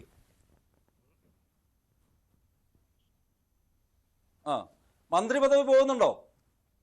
മന്ത്രി പദവി പോകുന്നില്ലെന്ന്. അവർ ജയിലിലുള്ള അതാണ് ഞാൻ പറഞ്ഞത്. മന്ത്രി പദവി പോകുന്നില്ല. അവർക്ക് തിരിച്ചു വരാൻ, അവർക്ക് എപ്പോഴാണ് കസ്റ്റഡിയിൽ നിന്ന് മോചിതരാകുന്നത് അവർക്ക് അപ്പോൾ തിരിച്ചു വരാം. അതാണ് എനിക്ക് തോന്നുന്നു ഇന്ന് ഈ ഭേദഗതിയെക്കുറിച്ച് ചർച്ച വന്നപ്പോൾ മുതൽ കേരളത്തിലെ മാധ്യമങ്ങൾ പലപ്പോഴും പറയുന്ന 2 കാര്യങ്ങൾ നിങ്ങൾ അറിഞ്ഞോ അറിയാതെ വിട്ടുപോകുന്നുണ്ട്. ഒന്ന്, അവരെ പൂർണ്ണമായിട്ട് മന്ത്രി പദവിയിൽ നിന്ന് ഒഴിവാക്കുകയല്ല. അതാണ് ഞാൻ പറഞ്ഞത്. ജയിലിൽ നിന്ന് ഭരിക്കാൻ വേണ്ടിയിട്ട് പാടില്ല. അതിനു വേണ്ടിയിട്ടുള്ള ഒരു ഭേദഗതിയാണ് ഇവിടെ ഉണ്ടാക്കിയിരിക്കുന്നത്. ഇനി ഒരു കാര്യം ഞാൻ തിരിച്ചു ചോദിച്ചോട്ടെ. 2013 ഇന്നിപ്പോ അവിടെ ലോക്സഭയിൽ ഈ കോൺഗ്രസിന്റെയും പ്രതിപക്ഷത്തിന്റെയും ആളുകൾ വന്നിട്ട് ഈ ബില്ല് കീറി എറിയാണല്ലോ. 2013 ശ്രീ രാഹുൽ ഗാന്ധി ഒരു ബില്ല് കീറി എറിഞ്ഞത് എന്തായിരുന്നത്? അത് ബഹുമാനപ്പെട്ട സുപ്രീം കോടതിയിൽ നിന്ന് ജനപ്രാതിനിധ്യ നിയമപ്രകാരം 2 വർഷമോ അതിൽ കൂടുതലോ തടവ് ശിക്ഷ ലഭിച്ചിട്ടുള്ള ജനപ്രതിനിധികൾ ആ നിമിഷം അവിടെ നിന്ന് പടിയിറങ്ങണമെന്ന് പറഞ്ഞപ്പോൾ അതിൽ ഭേദഗതി കൊണ്ടുവന്ന ഓർഡിനൻസ്, ആ ഓർഡിനൻസ് ആണ് രാഹുൽ ഗാന്ധി വലിച്ചു കീറിയത്. എന്ന് പറഞ്ഞാൽ ഒരു നിമിഷം പോലെ MLAയോ MP ആയിട്ടോ ഒരു കളങ്കിതനായിട്ടുള്ള വ്യക്തി ഇരിക്കാൻ അർഹനല്ല എന്ന് പറഞ്ഞിട്ടാണ് രാഹുൽ ഗാന്ധി അന്ന് അങ്ങനെ ചെയ്തിരുന്നു. സ്വന്തം സർക്കാരിനെതിരെ തന്നെ രാഹുൽ ഗാന്ധി അങ്ങനെ ചെയ്യുന്നതാണ്. കാരണം അത് മാതൃകയായിരിക്കണം, പൊതുപ്രവർത്തകർ എന്ന നിലപാട് അന്ന് സ്വീകരിച്ച കോൺഗ്രസിന് എങ്ങനെയാണ് ഇപ്പോൾ മറിച്ച് ചിന്തിക്കാൻ കഴിയുന്നത് എന്നുള്ളത് ശരിയാണ്. BJPയുടെ വാദം ശരിയാണ്. പക്ഷേ ഇവിടെ വസന്ത് അല്ലല്ല, വസന്ത് ഇവിടെ പറഞ്ഞ കാര്യം ഈ തൃണമൂൽ കോൺഗ്രസിന്റെ കാര്യമൊക്കെയാണ്. അത് പാർട്ടിയിലെ ആഭ്യന്തര പ്രശ്നങ്ങളാണ്. അവിടെ BJP കടന്നു കയറുകയെങ്കിൽ അത് ആ പാർട്ടിയുടെ പ്രശ്നമാണ്. കാരണം അർദ്ധചിത്രമായി പിന്നെ അവിടെ മറ്റു പാർട്ടികൾ ഒഴിഞ്ഞു കയറിയ ഇതൊക്കെ സംഭവിക്കും. പക്ഷേ എന്ന് വെച്ചുകൊണ്ട് കളങ്കിതനായ ഒരാളെ ആ പദവി. ശരി ശ്യാംരാജ്. മഞ്ജുഷ ഒരു പോയിന്റ് ഇതിനകത്ത് ഒന്ന് മനസ്സിലാക്കേണ്ടത്, രാഹുൽ ഗാന്ധി സ്വന്തം പാർട്ടിക്കെതിരെ അഴിമതിക്കെതിരെ എന്ന് പറയുന്ന നിലപാടെടുത്ത ആളാണ്. അന്ന് അതൊക്കെ കീറി ഷോ ഇറക്കിയ ആളാണ്. ഇപ്പോൾ അദ്ദേഹം ഇതേ വിഷയത്തിൽ തല തിരിഞ്ഞിട്ട് സമരം ചെയ്യാണ്. അപ്പോൾ ഇവിടെ പ്രശ്നമെന്ന് പറയുന്നത് ഇവർക്ക് ധാർമ്മികത എന്നല്ല, ഇവർക്ക് ജയിലിൽ കിടക്കുമോ എന്നുള്ള ഭയമാണ്. ഞങ്ങൾ തുടക്കം മുതൽ തന്നെ പറഞ്ഞു വരുന്ന അവിടെയാണ് ഞങ്ങളുടെ പ്രശ്നമെന്ന് പറയുന്നത്. എന്തുകൊണ്ടാണ് ഇവര് ഭയപ്പെടുന്നത്? ഓരോ സമയത്ത് ഇവർക്ക് ഓരോ നിലപാടുകളാണോ? അതിനോട് ഞങ്ങൾക്ക് യോജിക്കാൻ വേണ്ടിയിട്ട് ഇക്കാര്യത്തിൽ ഉറച്ച നിലപാടിൽ തന്നെയാണ്. അതുകൊണ്ട് തന്നെയാണല്ലോ JPC-യിലേക്ക് കാര്യങ്ങൾ പോവുകയാണ്. പിന്നെ ഇതിൽ ഭരണഘടനാ ഭേദഗതി ആയതുകൊണ്ട് ഇന്ന് അവതരിപ്പിച്ച 3 ബില്ലുകളിൽ ഒന്നിന് എന്തായാലും 3/2 ഭൂരിപക്ഷം ആവശ്യമായിട്ടും വരും. പക്ഷേ ഇപ്പോൾ ഈ ബില്ല് കൊണ്ടുവന്നതിൽ എന്തെങ്കിലും സംശയം താങ്കൾക്കുണ്ടോ? കേന്ദ്ര സർക്കാരിന്റെ എന്തെങ്കിലും ഗൂഢനീക്കം നടക്കുന്നതായിട്ട്? ഇതിനകത്ത് ഒരു ഗൂഢനീക്കവും ഇല്ല എന്നുള്ളത് മാത്രമല്ല, എനിക്ക് പറയാനുള്ളത് ഇതിൽ ആദ്യത്തെ ഭാഗത്തിൽ ഒരു അല്പം കളിയുമുണ്ട്, രണ്ടാമത്തെ ഭാഗത്തിൽ സ്വല്പം കാര്യമുണ്ട്. ആദ്യം കളി എന്താണെന്ന് ഞാൻ പറയാം. ഇപ്പോൾ മഹാദേവപുരത്തെ വോട്ടർ പട്ടിക എടുത്ത് രാഹുൽ ഗാന്ധി ഭരണഘടനയെ ചൂണ്ടിക്കാട്ടി ഒരു ഉടുക്ക് കൊട്ടി നരേന്ദ്രമോദിയെ പേടിപ്പിക്കാൻ നോക്കി. അപ്പോൾ അദ്ദേഹം ഒരു ചെണ്ട എടുത്ത്, അഴിമതി എന്ന് പറഞ്ഞ ഒരു വലിയ ചെണ്ട എടുത്ത് ഭരണഘടനയും പിടിച്ചുകൊണ്ട് വേറൊരു വിരട്ടം നടത്തി. ഇപ്പോൾ ആ ബഹളത്തിലാണ് നമ്മുടെ പാർലമെൻറ്റും ഇന്ത്യയിലെ പത്രമാധ്യമങ്ങളും മുഴുവൻ നിൽക്കുന്നത്. അതിലെ കളി അവിടെ നിൽക്കട്ടെ, കാര്യം ഇനി പറയാം. കാര്യമെന്ന് പറയുന്നത്, ഇന്ത്യ അഴിമതിയുടെ കാര്യത്തിൽ ലോകത്തെ 182 രാഷ്ട്രങ്ങളിൽ 96ാമത്തെ സ്ഥാനമാണ്. അത് നരേന്ദ്രമോദി വന്നുകൊണ്ടല്ല കേട്ടോ, അതിന് മുമ്പ് ഇതുപോലൊക്കെ തന്നെയായിരുന്നു. 96ാമത്തെ സ്ഥാനമാണ്. നമുക്ക് അല്പമെങ്കിലും അഭിമാനിക്കാൻ വക നൽകുന്ന ഒറ്റ കാര്യം, നമ്മുടെ അയൽ രാജ്യങ്ങളായ ശ്രീലങ്കയും ബംഗ്ലാദേശും പാകിസ്ഥാനും ഒക്കെ 120-നും 140-നും ഇടയ്ക്കാണെന്നുള്ളത് മാത്രമാണ് നമുക്കൊരു ആശയ്ക്ക് വകയുള്ളത്. അപ്പോൾ നരേന്ദ്രമോദിയുടെ മനസ്സിൽ ഒരു കാര്യം കൂടെ ഉണ്ട്. ഇന്ത്യ ഒരു വികസിത രാഷ്ട്രമായിട്ട് പോകണമെങ്കിൽ തീർച്ചയായിട്ടും ഇവിടെ അഴിമതി കുറഞ്ഞു കിട്ടണം. അഴിമതി കുറഞ്ഞു കിട്ടണമെങ്കിൽ നമ്മുടെ ടോപ്പ് ലെവൽ അഡ്മിനിസ്ട്രേഷൻ ശുദ്ധമാകണം. ആ ടോപ്പ് ലെവൽ അഡ്മിനിസ്ട്രേഷൻ ശുദ്ധമാക്കുന്നത് എങ്ങനെയാണ്? മുഖ്യമന്ത്രി അല്ലെങ്കിൽ പ്രധാനമന്ത്രി ശുദ്ധനായിരിക്കണം, എങ്കിലേ മന്ത്രിമാർ അഴിമതി കാണിക്കാതിരിക്കുള്ളൂ. മന്ത്രിമാർ അഴിമതി കാണിക്കാതിരുന്നാലേ IAS IPS ഉദ്യോഗസ്ഥന്മാർ അഴിമതി കാണിക്കാതിരിക്കും. അവരഴിമതി കാണിക്കാതിരുന്നാലേ ഗസറ്റഡ് ഓഫീസർമാർ അഴിമതി കാണിക്കാതിരിക്കൂ. അവരും അഴിമതി കാണിക്കാതിരുന്നാലേ താഴത്തെ ക്ലർക്കും പിയൂണും വരെ അഴിമതി കാണിക്കാവും. ഇതൊരു ചങ്ങലയാണ്. ഈ ചങ്ങലയിൽ സ്വാതന്ത്ര്യം കിട്ടി 79 വർഷമായിട്ട് നമ്മളിങ്ങനെ കിടന്ന് കുരുങ്ങി കിടക്കുകയാണ്. നിങ്ങൾക്കറിയാമോ, ഫിൻലാൻഡ് അല്ലെങ്കിൽ ഡെൻമാർക്ക് അല്ലെങ്കിൽ പിന്നെ നമ്മുടെ ഫാർ ഈസ്റ്റിലെ ചില സിംഗപ്പൂർ, ഇതുപോലുള്ള രാജ്യങ്ങളാണ് 1, 2, 3 സ്ഥാനങ്ങളിൽ നിൽക്കുന്നത്. അവരെയൊക്കെ വെച്ച് നോക്കുമ്പോൾ ഇന്ത്യ എത്ര ബൃഹത്തായ ഒരു രാജ്യമാണ്. പക്ഷേ സ്വാതന്ത്ര്യം കിട്ടി 79 വർഷമായിട്ടും നമ്മൾ ഈ അഴിമതി ഇതിലും എല്ലാം കുളിച്ച് നിൽക്കുകയാണ്. അപ്പോൾ നമുക്കൊരു മാറ്റം ആവശ്യമാണ്. എങ്ങനെ മാറ്റാം? ഈ പറഞ്ഞ രീതിയിൽ ആദ്യത്തെ ടോപ്പ് ലെയറെങ്കിലും സംശുദ്ധമാവേണ്ടേ? അത് സംശുദ്ധമായാലേ പറ്റുള്ളൂ. ഇതിന് വേണ്ടിയിട്ട് നമ്മൾ നടത്തിയിട്ടുള്ള നീക്കങ്ങൾ എന്താണ്? 2 വർഷം, വളരെ ന്യായമായൊരു കാര്യം, 2 വർഷം ഒരാളെ അഴിമതി കുറ്റത്തിന് ശിക്ഷിച്ചു കഴിഞ്ഞാൽ അയാളുടെ സ്ഥാനം പോകുന്ന പറയുന്നത്. ഈ അഴിമതി കേസിൽ ഇത്രയും അഴിമതി കുളിച്ച് നിൽക്കുന്ന ഈ രാജ്യത്ത് എത്ര പേരെ ശിക്ഷിച്ചിട്ടുണ്ട്? നമുക്കറിയാവുന്നത് ഒരു R ബാലകൃഷ്ണപിള്ളയും പിന്നെ ഇപ്പോൾ ലാലു പ്രസാദ്, അതായത് സുപ്രീം കോടതിയിൽ എത്തിയിട്ടില്ല, ലാലു പ്രസാദ് യാദവ്. 5000 കോടിയുടെ ഫോർഡർ സ്കാമാണ് അദ്ദേഹത്തിനെതിരെ ഉള്ളത്. അദ്ദേഹം ഇത് നടത്തിയത് 96-ന് മുമ്പാണ്. അദ്ദേഹത്തിന് ആദ്യമായിട്ടും കണ്ട് ശിക്ഷിക്കുന്ന 2017 കണ്ടാണ്. അപ്പോൾ 10-21 വർഷം അദ്ദേഹം ഇങ്ങനെ വിലസി നടന്നു. അതിനുശേഷമാണ് ശിക്ഷിച്ചിരിക്കുന്നത്. പക്ഷേ അതും ഇപ്പോൾ സുപ്രീം കോടതിയിൽ എത്തിയിട്ടുള്ളൂ. ഇനി സുപ്രീം കോടതിയിൽ നിന്ന് 21 വർഷം എടുത്തേ. അതുപോലെ തന്നെ R ബാലകൃഷ്ണയുടെ കാര്യത്തിലാണെങ്കിൽ ഇവിടെ അദ്ദേഹത്തിനെ ശിക്ഷിച്ചിട്ട് അദ്ദേഹം അജ്ഞാതമായ ഒരു രോഗമുണ്ട്, ബ്ലഡിൽ അയൺ ഉണ്ട് എന്നൊക്കെ പറഞ്ഞ് പുറത്തിറങ്ങി. പിന്നീട് അദ്ദേഹം ക്യാബിനറ്റ് പദവിയുള്ള ഒരു റാങ്കിലിരുന്നാണ് അദ്ദേഹത്തിൻ്റെ അവസാന കാലങ്ങൾ ചിലവഴിച്ചത്. അപ്പോൾ മുന്നോക്ക കമ്മീഷൻ്റെ ചെയർമാനായിട്ട് അല്ലേ. അപ്പോൾ എവിടെയാണ് അഴിമതി തടയാൻ നമ്മൾ എന്താണ് ചെയ്യുന്നത്?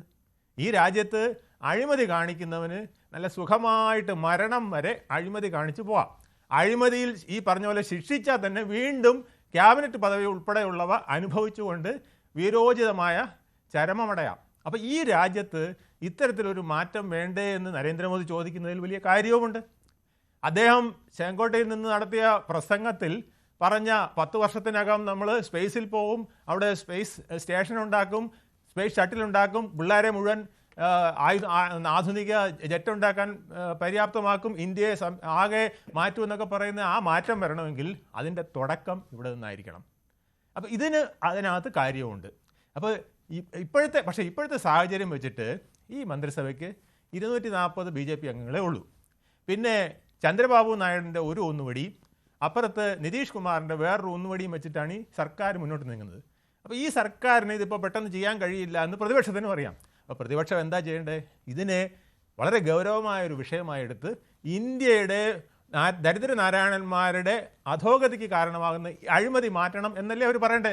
എന്നിട്ട് അതിന് കാര്യക്ഷമമായ നിർദ്ദേശങ്ങൾ വെക്കുന്നതിന് പകരം അമിത്ഷായുടെ മുഖത്തേക്ക് ഈ പേപ്പറുകൾ വലിച്ചെറിയുക, അഴിമതിയെ പ്രോത്സാഹിപ്പിക്കുന്ന ആളുകളായിട്ട് നിങ്ങൾ മുദ്രകുത്തപ്പെടില്ലേ? തീർച്ചയായും അതിനു വേണ്ടിയിട്ടാണ് എന്തുകൊണ്ട് നിങ്ങൾക്ക് അങ്ങനെ ഒരു ഭയമില്ല? കാരണം അതിനല്ലേ പ്രാമുഖ്യം കിട്ടുകയുള്ളൂ.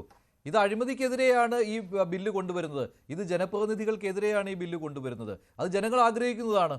ജനപ്രതിനിധികൾക്കെതിരെ എപ്പോൾ ബില്ല് കൊണ്ടുവന്നോ, എപ്പോൾ നിയമം കൊണ്ടുവരുന്നോ, അത് ജനങ്ങൾ ആഗ്രഹിക്കുന്ന ഒരു കാര്യമാണ്. അത് കൊണ്ടുവന്നപ്പോൾ നിങ്ങൾക്ക് എതിർപ്പ്. മുൻപ് മൻമോഹൻ സിംഗ് സർക്കാർ തന്നെ ഇങ്ങനെ ഇത് മൃദുവാക്കുവാനുള്ള ഒരു ബില്ല് കൊണ്ടുവന്ന സമയത്ത് രാഹുൽ ഗാന്ധി തന്നെയാണ് അതിനെ എതിർത്തത്. നിയമം കർശനമാക്കണമെന്ന് അദ്ദേഹമാണ് വാദിച്ചത്. ജനപ്രതിനിധികൾ കളങ്കിതരാകാൻ പാടില്ല എന്ന് പറഞ്ഞത് രാഹുൽ ഗാന്ധിയാണ്. ഇപ്പോൾ നിങ്ങൾ തിരിച്ചു പറയുന്നു. അപ്പോൾ അതിലെ ഒരു സത്യസന്ധത പ്രശ്നമാണ്.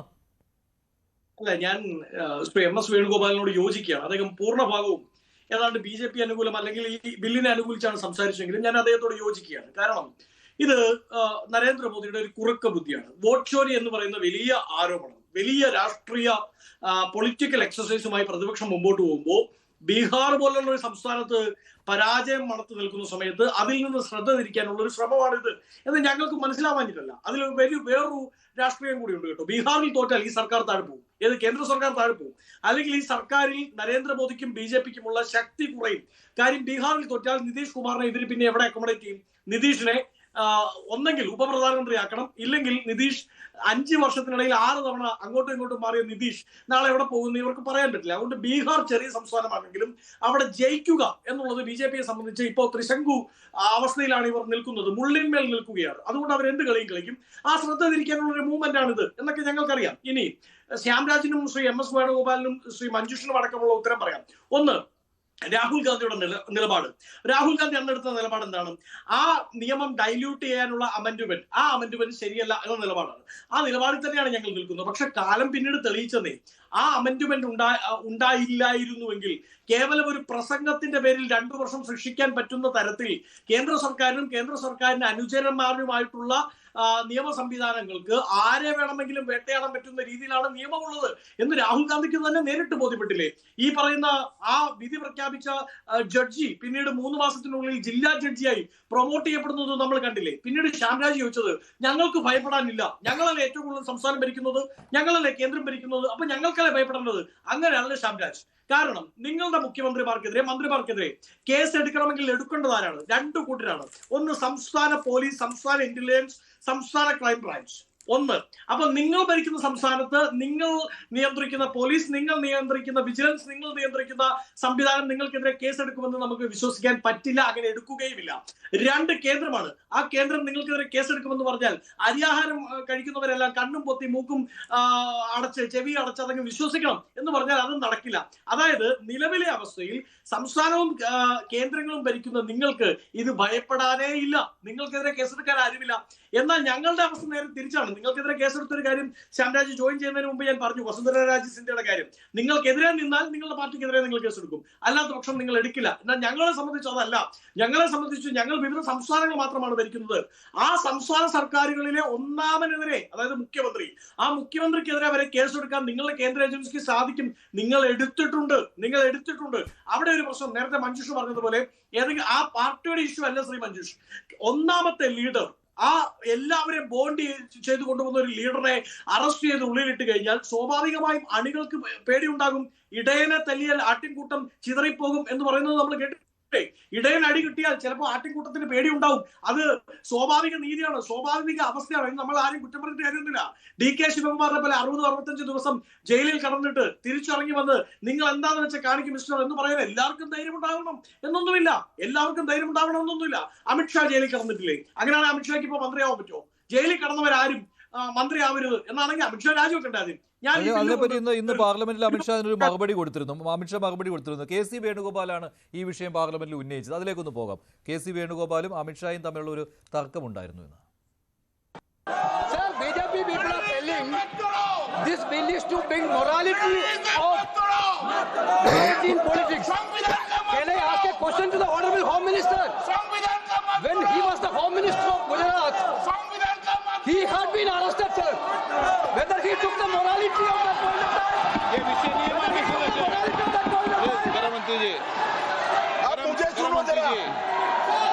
मुझे सुनो गृह मंत्री जी, मुझे सुनो ना, पहले बैठ जाओ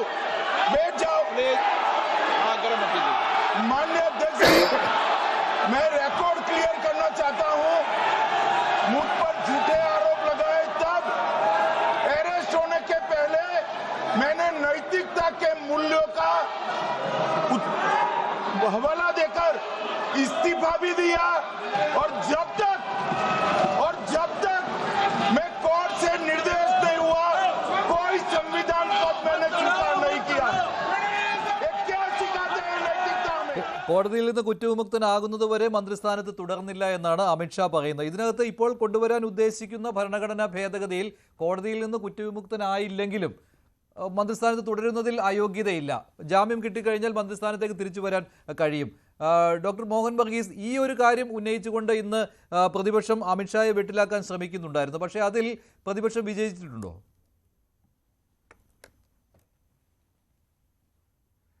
അതിൽ പ്രതിപക്ഷം ഒരു ഭംഗിയായി കാര്യങ്ങൾ സൂചിപ്പിക്കാൻ പ്രതിപക്ഷത്തിന് സാധിച്ചു. എത്രത്തോളം വിജയമുണ്ടായി എന്നത് കൃത്യമായി നിർവചിക്കാനാവില്ല എന്നതാണ് സത്യം.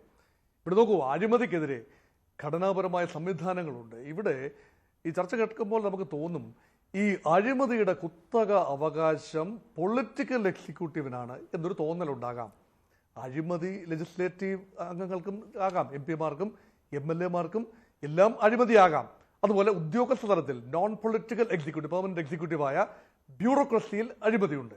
അപ്പം ഇവിടെ പൊളിറ്റിക്കൽ എക്സിക്യൂട്ടീവ്, മന്ത്രിമാർ, പ്രധാനമന്ത്രി, മുഖ്യമന്ത്രി തുടങ്ങിയ പൊളിറ്റിക്കൽ എക്സിക്യൂട്ടീവിനെ മാത്രം തിരഞ്ഞുപിടിച്ച് അവർക്ക് നേരെ, പ്രത്യേകിച്ച് ഒരു വിചാരണ ഘട്ടത്തിലൊക്കെ എത്തുന്നതിന് മുമ്പ് അറസ്റ്റ് ഘട്ടം 1 മാസം കഴിഞ്ഞാൽ അവരുടെ രാഷ്ട്രീയ ജീവിതം തന്നെ ചിലപ്പോൾ അവസാനിച്ചു പോകുന്ന രീതിയിൽ അവരുടെ കൂമ്പടയുന്ന ഒരു അന്തരീക്ഷം, ഇതിൻ്റെ പിന്നിൽ തീർച്ചയായും ഒരു ഗൂഢ ലക്ഷ്യം ആരോപിക്കാം. പക്ഷേ ഇതിൻ്റെ മറുവശം കൂടിയുണ്ട്. ഇപ്പോൾ ഭാരതീയ ജനതാ പാർട്ടിയും NDAയും ഒക്കെ തന്നെയാണ് ഭരണപക്ഷം. നാളെ അത് മാറും. അത് കഴിഞ്ഞ ദിവസം ഗയയിൽ വെച്ച് ഇന്ത്യ മുന്നണിയുടെ യോഗത്തിൽ രാഹുൽ ഗാന്ധി, പ്രതിപക്ഷ നേതാവ് രാഹുൽ ഗാന്ധി അക്കാര്യം ഭംഗിയായി പറഞ്ഞു വയ്ക്കുകയും ചെയ്തു. നാളെ ഒരുപക്ഷെ ഞങ്ങൾ അധികാരത്തിൽ വന്നേക്കാം, ഇലക്ഷൻ കമ്മീഷണർ പല കാര്യങ്ങൾക്കും ഉത്തരം പറയേണ്ടി വരും. അതുകൊണ്ട് ചക്കിന് വെച്ചത് കൊക്കിന് കൊള്ളുമോ, ഇത് തിരിച്ചടിക്കുമോ, ഇത് വലിയ പാരയായിട്ട് മാറുമോ നാളുകളിൽ, അത് രാഷ്ട്രീയ പ്രതിപോക്കലിനുള്ള അല്ലെങ്കിൽ പൊളിറ്റിക്കൽ വെൻഡേറ്റ, രാഷ്ട്രീയ പ്രതികാരത്തിനുള്ള ഒരു ഉപാധിയായി ഈ പ്രൊവിഷൻ ഉപയോഗിക്കാനുള്ള സാധ്യതയെ തള്ളിക്കളയാനാവില്ല. അത് ഭാരതീയ ജനതാ പാർട്ടി കോൺഗ്രസിനെതിരെ ആകാം, കോൺഗ്രസ് പാർട്ടി നാളുകളിൽ അധികാരത്തിൽ വന്നാൽ BJPക്കെതിരെയോ മറ്റ് പ്രതിപക്ഷ കക്ഷികൾക്കെതിരെയോ ആകാം. ഇത് രണ്ട് തലയുള്ള വാള് തന്നെയാണ്. അതുകൊണ്ട് തൽക്കാലത്തേക്ക് ഭരണകക്ഷിക്ക്, മുന്നണിക്ക് ഒരു അനുകൂലമാകാമെന്ന് തോന്നാമെങ്കിലും ദൂരവ്യാപകമായ ഫലമുണ്ടാക്കാനുള്ള ഒരു കാര്യമാണ്. അത് മാത്രമല്ല, ലെജിസ്ലേച്ചറിനെയും എക്സിക്യൂട്ടീവിനെയും പാർലമെന്റിനുള്ളിൽ തന്നെയാണെന്ന് ഓർക്കണം. 2 തലങ്ങളിലാക്കുന്നത് 2 നീതിയാണ്. ഇത് ഇരട്ട നീതിയാണ്. ഒരു MLA അല്ലെങ്കിൽ MP ഏതെങ്കിലും രീതിയിൽ തടവിലായാൽ അല്ലെങ്കിൽ അറസ്റ്റ് ചെയ്യപ്പെട്ടാൽ അദ്ദേഹത്തിന് തുടരാം. അദ്ദേഹം ശിക്ഷിക്കപ്പെടണം. 2 വർഷ കാലാവധിയിൽ കൂടുതൽ അദ്ദേഹം ശിക്ഷിക്കപ്പെടണം. അങ്ങനെയാണെങ്കിൽ മാത്രമേ അദ്ദേഹത്തിന് അംഗത്വം നഷ്ടമാകുന്നുള്ളൂ. പക്ഷേ എക്സിക്യൂട്ടീവായി തിരഞ്ഞെടുക്കപ്പെട്ടാൽ, മന്ത്രിസഭയിൽ അംഗത്വം നേടിയാൽ അതങ്ങനെയല്ല. അത് ഇരട്ട നീതി തന്നെയാണ്. അത് മാത്രമല്ല, ഒരുപക്ഷെ ജുഡീഷ്യൽ റിവ്യൂവിലേക്ക് പോകാനുള്ള എല്ലാ സാധ്യതയും കാണുന്നു ഈ ബില്ല്.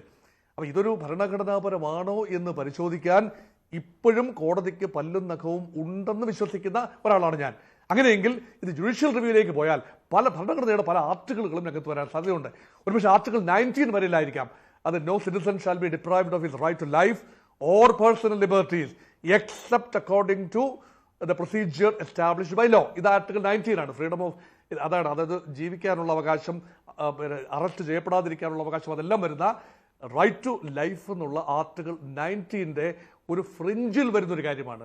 ഇതൊരു പൊളിറ്റിക്കൽ ലൈഫാണ്. റൈറ്റ് ടു ലൈഫ് എന്ന് പറഞ്ഞ ഒരു മന്ത്രിയെ സംബന്ധിച്ചിടത്തോളം രാഷ്ട്രീയ ജീവിതമാണ് അന്തസ്സുള്ള ജീവിതം. തൻ്റെ രാഷ്ട്രീയ ഭാവി തന്നെ അടഞ്ഞു പോകത്തക്ക രീതിയിൽ താൻ കുരുങ്ങിക്കിടക്കുന്ന ഒരു അന്തരീക്ഷം. ഒരുപക്ഷെ മുഖ്യമന്ത്രി കളങ്കിതനാണ്. രാജിവെച്ചൊഴിയുമ്പോൾ പൊതു മനസ്സുകളിൽ അദ്ദേഹം കളങ്കിതനായി മാറി. ഒരുപക്ഷെ നമ്മുടെ നിയമം എന്താണ്, റൂൾ ഓഫ് ലോ എന്താണ്? ഒരു വ്യക്തി വിചാരണ ചെയ്യപ്പെട്ട് അവസാന ഘട്ടം വരെയും അദ്ദേഹത്തിന് ഡിഫെൻഡ് ചെയ്യാനുള്ള അവകാശമുണ്ട്. അദ്ദേഹം കുറ്റവിമുക്തനാക്കപ്പെടാൻ അവകാശമുണ്ട്. കുറ്റവാളിയായി കോടതി കണ്ടെത്തുന്നത് വരെ ഓരോ പൗരനും നിരപരാധി തന്നെയാണ്. നിയമവാഴ്ചയുടെ അന്തസത്ത അതാണ്. ഈ അന്തസത്തയ്ക്ക് ചേരുന്നതാണോ ഈ നിയമനിർമ്മാണം? ഇതൊരു ചോദ്യം തന്നെയാണ്. അതുകൊണ്ടാണ് കോടതിയിൽ ഇത് പരിശോധിക്കാം. എന്നാൽ അതേസമയം അതേ ശ്വാസത്തിൽ ഞാൻ പറയുന്നു, ഇവിടെ ഒരു ഉദ്ദേശശുദ്ധിയുണ്ട്. Somewhere somebody has to cleanse the system. ഇന്ത്യയുടെ അഴിമതി നിറഞ്ഞ ഒരു സംവിധാനത്തെ മുകളിൽ നിന്ന് തന്നെ ശുദ്ധീകരിക്കാൻ ഈ ബ്യൂറോക്രാറ്റുകൾ കൈക്കൂലി വാങ്ങും, അഴിമതി നടത്തും. എങ്ങനെയാണ്? യജമാനൻ പൊളിറ്റിക്കൽ മാസ്റ്റേഴ്സ് അഴിമതി നടത്തിയാൽ അല്ലെങ്കിൽ കുറ്റകൃത്യങ്ങൾ ചെയ്താൽ താഴേക്കുള്ള ഉദ്യോഗസ്ഥ വൃന്ദവും അതിന്റെ ചുവട് പിടിച്ച് ചെയ്യാൻ നിർബന്ധിതരാകും. ശരി ഡോക്ടർ മോഹൻ വർഗീസ്, പക്ഷേ ഇത് നടക്കുന്നത് തോന്നുന്നില്ല. കാരണം ഇത് പക്ഷേ പ്രതിപക്ഷം ഇക്കാര്യത്തിൽ എന്തായാലും പ്രതിപക്ഷം ഇക്കാര്യത്തിൽ ഉറച്ചു നിൽക്കുന്നു. ഭരണഘടനാ ഭേദഗതിക്ക് പ്രതിപക്ഷം എന്തായാലും ഇതിൽ കൂട്ടു നിൽക്കില്ല എന്ന കാര്യം ഉറപ്പാണ്. അപ്പോൾ ഈ 3-2 ഭൂരിപക്ഷത്തിലേക്ക് പോകുവാനുള്ള ബുദ്ധിമുട്ട് ഇതെല്ലാം ഉണ്ട്. പക്ഷേ ശ്യാംരാജ്, ഒരു കാര്യം വസന്ത് പറയുന്നതിൽ മറ്റൊരു ഘടകം കൂടിയുണ്ട്. നിങ്ങൾക്കാണ് കൂടുതൽ മന്ത്രിമാർ, കൂടുതൽ മുഖ്യമന്ത്രിമാർ എന്ന് പറയുമ്പോൾ അവർക്കെതിരെ ആര് കേസെടുക്കാനാണ്? ആരവരെ 30 ദിവസം ജയിലിൽ കിടത്താനാണ്? പക്ഷെ തിരികെ പ്രതിപക്ഷത്തിന്റെ മുഖ്യമന്ത്രിമാരും മന്ത്രിമാരുമാണെങ്കിൽ കേന്ദ്ര ഏജൻസികളുണ്ട്. സംസ്ഥാന വിജിലൻസ് ഒന്നും ചെയ്യില്ല. പക്ഷേ കേന്ദ്ര ഏജൻസികൾ വന്ന് വേണമെങ്കിൽ ഒരു 30 ദിവസം പിടിച്ചകത്തിടാൻ ബുദ്ധിമുട്ടുണ്ടാകില്ല. അപ്പോൾ ഈ രീതിയിലുള്ള കാര്യങ്ങളൊക്കെ സംശയമായിട്ട് തന്നെ ഉയർന്നു വരും. അപ്പോൾ ഇത് വൺ വേ മാത്രമായി മാറും. ഒരു ഭാഗത്ത് അഴിമതി ഉണ്ട് എന്ന് കണ്ടെത്തുകയും മറുഭാഗത്ത് ക്ലീൻ ആണെന്ന് പറയുകയും ചെയ്യും.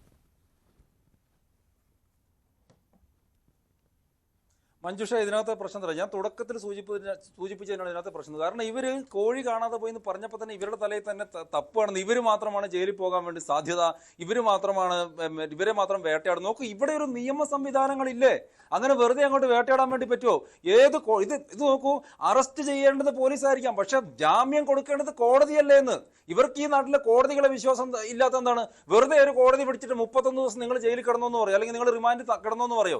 അങ്ങനെയൊന്നും ഈ രാജ്യത്ത് കോടതികൾ സമ്മതിക്കില്ലല്ലോ. ഇവർക്ക് ഇവിടെ പ്രശ്നത്തിൽ ഇവർക്ക് ഇവിടുത്തെ സർക്കാരിനെ വിശ്വാസമില്ല, ഇവിടുത്തെ കോടതികളെ വിശ്വാസമില്ല, ഇവിടുത്തെ തെരഞ്ഞെടുപ്പിനെ വിശ്വാസമില്ല. ഇവരിങ്ങനെ എല്ലാത്തിനെയും അവിശ്വസിച്ചുകൊണ്ട് കുഴിയിൽ നിന്ന് പടുകുഴിയിലോട്ട് വീണോണ്ടിരിക്കുക. അതാണ് ഇവരുടെ അടിസ്ഥാനപരമായിട്ടുള്ള പ്രശ്നം. ഇവർ വിശ്വസിക്കുന്ന ഈ രാജ്യത്തെ ഒരു സിസ്റ്റത്തിനെ നിങ്ങൾ പറയാന്ന് ഒന്നിനെ ഇവർക്ക് വിശ്വാസമില്ലാന്ന്.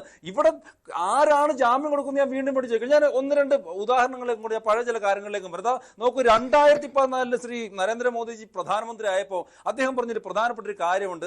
മേ ന ഖാവൂങ്ക കിസിക്കോ നഹി ഖാനെ ദേങ്കെ എന്ന് പറഞ്ഞാൽ ഞാൻ തിന്നാനും പോണില്ല, വേറെ ഒരാളെ കൊണ്ട് തീറ്റിക്കാനും പോണില്ല എന്ന് പറഞ്ഞാൽ ഞാൻ അഴിമതി കാണിക്കൂല, നിങ്ങളെ ആരെയും അഴിമതി കാണിക്കാൻ വേണ്ടിയിട്ട് സമ്മതിക്കത്തുമില്ല എന്ന്. ആ രീതിയാണ് ഇപ്പൊ പോകുന്നത്. ഒരു രീതിയിലും ഈ നാട്ടിൽ ഏതെങ്കിലും രീതിയിലുള്ള അഴിമതിയെ വെച്ച് വേണ്ടിട്ട് പാടില്ല. മന്ത്രിമാർക്ക് ഒരു നിയമത്തെ ഭയമുണ്ടാവണം. അവർ മന്ത്രി എന്നുള്ള പദവിയുടെ തണലിൽ അവർ അഴിമതി കാണിക്കാൻ വേണ്ടിട്ട് പാടില്ല എന്നുള്ളൊരു നിർബന്ധം ഉണ്ടെന്നേ.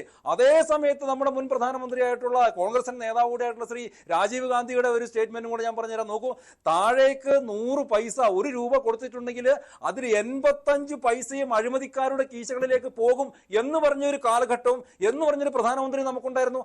അതിൽ നിന്ന് 1 രൂപ പോലും ഞാൻ ആരെ കൊണ്ടും എടുക്കാൻ, 1 പൈസ പോലും എടുക്കാൻ വേണ്ടി സമ്മതിക്കില്ല എന്ന രീതിയിലേക്ക് രാജ്യം മാറുമ്പോൾ, ആ രീതിയിലേക്ക് രാജ്യത്തിനെ കൊണ്ടുപോകണം എന്ന് ആഗ്രഹിക്കുമ്പോൾ DBT ഡയറക്റ്റ് ബെനിഫിഷ്യറി ട്രാൻസ്ഫർ ഉൾപ്പെടെയുള്ള കാര്യങ്ങൾ നമ്മൾ ജനങ്ങളുടെ അക്കൗണ്ടിലേക്ക് നേരിട്ട് പണം കൊടുക്കുന്ന രീതി കൊണ്ടുവരുമ്പോൾ അതിനെ കൂടി പിന്തുണയ്ക്കാനും സാധൂകരിക്കാനും ഈ രാജ്യത്തെ അഴിമതി പൂർണ്ണമായിട്ടും ഇല്ലാതാക്കാൻ വേണ്ടിയിട്ടും കൂടിയുള്ള ഒരു ഭേദഗതിയാണ് നടപ്പിലാക്കുന്നത്. ഇവിടെ ഇവർ അടുപ്പിച്ചടുപ്പിച്ച് പറയുന്ന ചില കള്ളങ്ങളുണ്ട്.